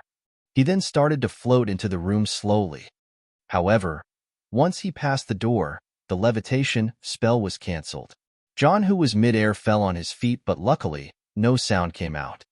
His heart almost jumped from its place, and he looked around frantically. He then came to a realization. A no-fly zone? As expected of Lord Fyr. Still, I should have brought a change with me. Jon was intending to pass through the first section of the room while floating, but it didn't seem to be working. He then had another idea and tried to teleport himself outside the room. As expected, teleportation doesn't work too, which means if I wanted to use the scroll to exit the dungeon, I need to run outside the room first. It was annoying, but Jon understood the rules of the game. He remembered the saying of Lord Fyr in TS3, Morrowind, when he said that he likes sport and his favorite sport is to watch people sneak into his dungeon. This must be the most favorite round of Lord Fyr. As you wish, Great Grandmaster. I will entertain you to the best of my ability. Jon whispered those words in a low tone. Not far from what he is, a dark elven man with white hair was sitting and nodding with a smile. Behind him were 5 dark elven women. 4 of them looked like him, and the last one was Nurina. They all looked at a screen like a mist that reflected the image of the room Jon was in. Back to Jon, he looked up and down, left and right to see if there is anything that he may use to pass the first section unscathed. The only clue he found was that every tile of the floor was a pressure plate and all had footmarks and numbers. Jon looked closely, then opened his eyes wide from what he realized. Fuck, is this a master-level hopscotch? He was right. The numbers and the footmarks on the tiles meant that it was a hopscotch game. The lane of tiles even had branches for those who wanted to pick a treasure from the first section of the room. Hopscotch is a popular children's playground game in which players toss a small object into numbered triangles or a pattern of rectangles outlined on the ground and then hop or jump through the spaces to retrieve the object. This game, however, had no object to toss. It had a treasure to retrieve, and a failure probably means death. The footmarks meant that it only can fit the foot of an adult, which means boots were very dangerous in such a game. Jon took off his boots right away. The first tile required the left foot, so did the second and the third all the way to the 9th. Jon could only do so and jumped on the first. Phew, nothing happened. Jon was feeling better when he didn't mess this one up. Each tile was 1 meter in length, so it wasn't that hard to jump from a center to the other, except it needed a certain accuracy.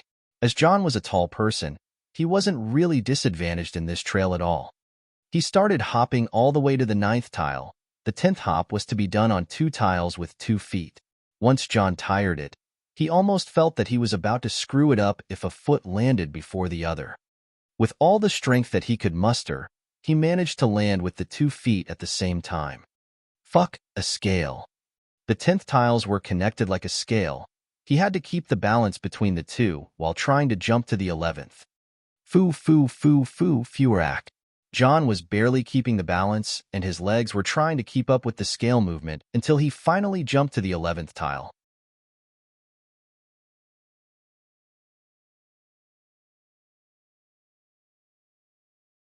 His invisibility has long since gone, and he only kept the muffle spell for the sake of keeping silent.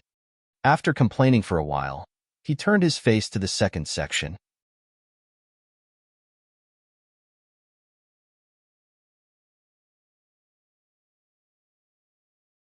Chapter 176, the deadliest hopscotch game ever. 2. 30 meters long this time, but it looked rather scarier than the first section. The floor was a bit lower than the level of the threshold and was filled with a water-like substance.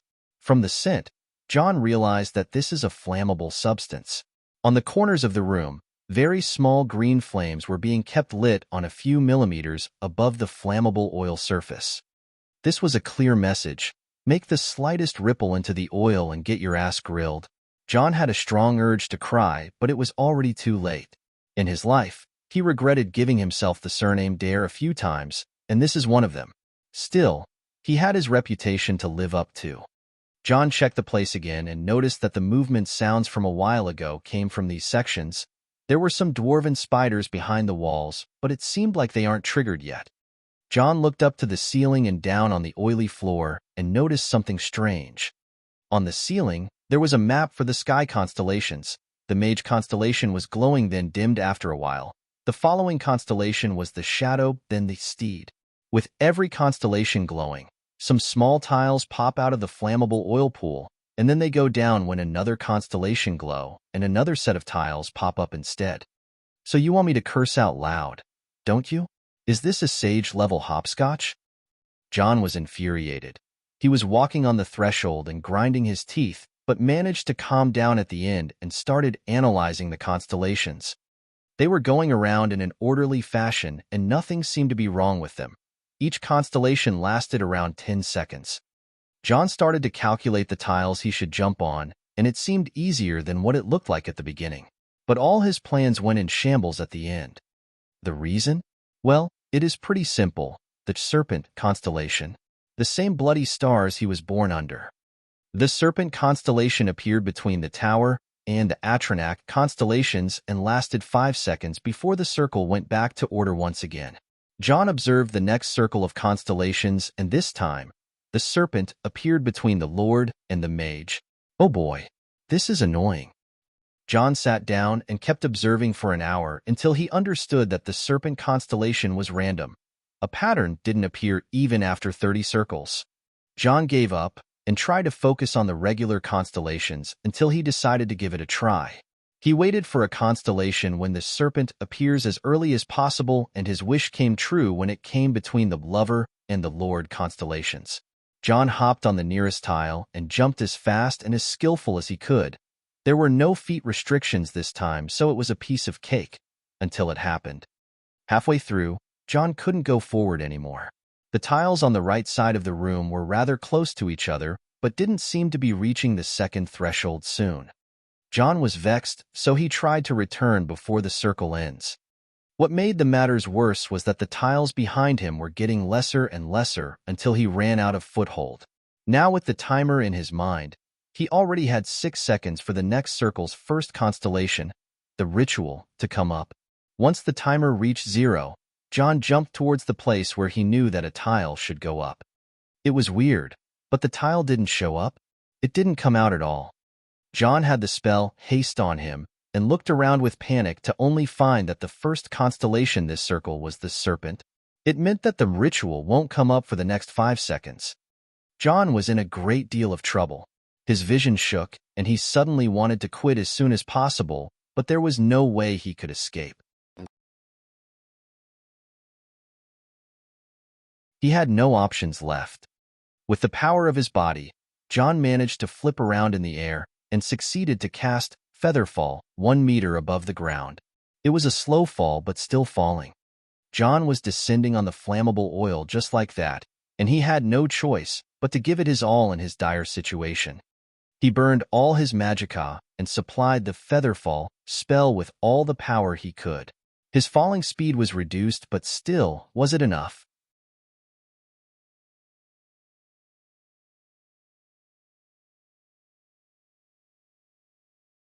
Divaith FYR was indeed not a user of Dwemer technology, as magic was his pride and joy. The real trap shouldn't be to awaken the large horde of the dwarven animunculi. They are here for distractions. Jon checked the nearest dwarven centurion with detection and found a lot of its part was actually enchanted with simple enchantments. Let's see. They are resist shock damage and fortify. Gravity? Why would the enchanter want to fortify gravity? Jon started thinking about the reason behind the enchantments and thought of a weird idea. He then took out a small piece of paper from his small bag and threw it into the room. Oh my God! Jon didn't see the paper fall but fly unhindered in a straight line. This is a zero-gravity room. You're tuning in to the Romance Rendezvous YouTube channel. We're so grateful for your support, and don't forget to subscribe to join us on this incredible journey through captivating stories. Your generosity through donations truly makes a world of difference, as it's the primary source of revenue that allows me to expand and enhance this channel for you. Thank you from the bottom of my heart for being a part of this adventure.